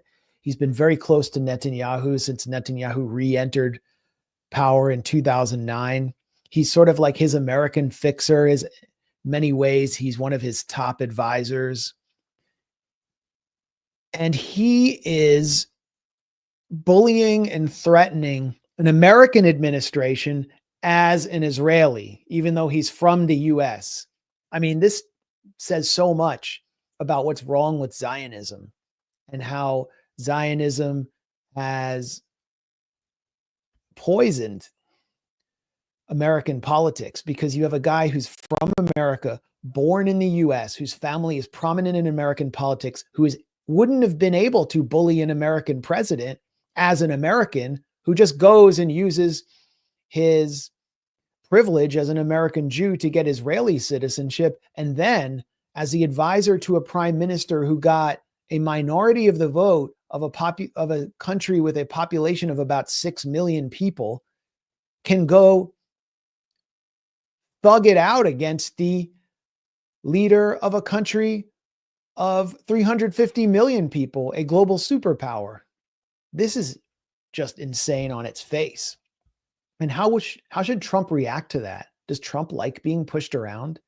Does he like Netanyahu for doing this? This is creating unprecedented tension within the Trump administration, because the Israelis are trying to subvert a Trump initiative. Here's Ali Abu Nima. I agree that, quote unquote, Israel likely leaked the news of the Hamas-US talks to embarrass Donald Trump and derail them. That prompted the latest belligerent anti-Palestinian statements from Trump and Witkoff. Perhaps Israel's meddling will work. Perhaps it will just antagonize Trump. I think the meddling will work, just given the pattern of Israeli meddling and how it is consistently move Trump into line with Netanyahu's position and sometimes even beyond it, just to overcompensate. But this is certainly and privately antagonized Trump. But there's just one other point I want to make about this, which is what it says about the perspective of Donald Trump and his administration, which is effectively under the control, has been under the control of the Israel lobby as much or more than any other previous US administration. They know that Netanyahu is not serious about negotiating for the release of the remaining hostages. They clearly have acknowledged or tacitly acknowledged that Benjamin Netanyahu does not want to get to the second phase of the Gaza ceasefire negotiations because it will mean a full Israeli withdrawal from the Gaza Strip. Netanyahu doesn't want that. It would mean moving towards a permanent ceasefire. Netanyahu doesn't want that. There was an Israeli drone strike in Shujaiya, east of Gaza City, just today. Netanyahu wants to continue to attack Gaza and maintain a military presence in southern Lebanon as well. How is this a tacit acknowledgement by Trump that Netanyahu is not serious about getting the captives out of Gaza? Because there are two there who are dual US-Israeli citizens, and there's no way that Donald Trump would have broken the standard protocol of letting Israel lead these negotiations unless he knew that those Americans would have languished there forever because Netanyahu wouldn't get them out. And so it's created unprecedented tension between Tel Aviv and Washington. And it's now playing out openly because figures like Ron Dermer of Miami Beach, who serves Israel, are going to the media and are weaponizing the media against Donald Trump to try to meddle in US politics and bully Donald Trump into line with Netanyahu's obstructionist, rejectionist position on the ceasefire. Will Donald Trump become the ultimate Zio-cuck after being attacked in the media?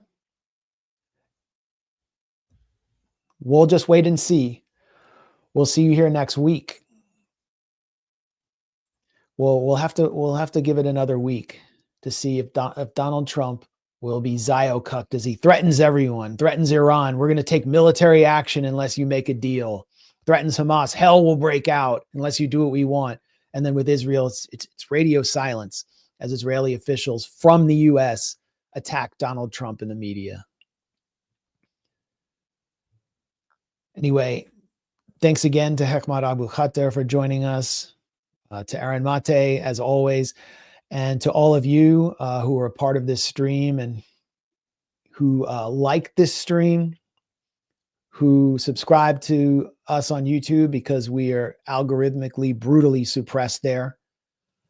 Instagram just suppressed one of our videos on the grounds that we used an image from Donald Trump's AI Gaza video in it, claiming that it was fake.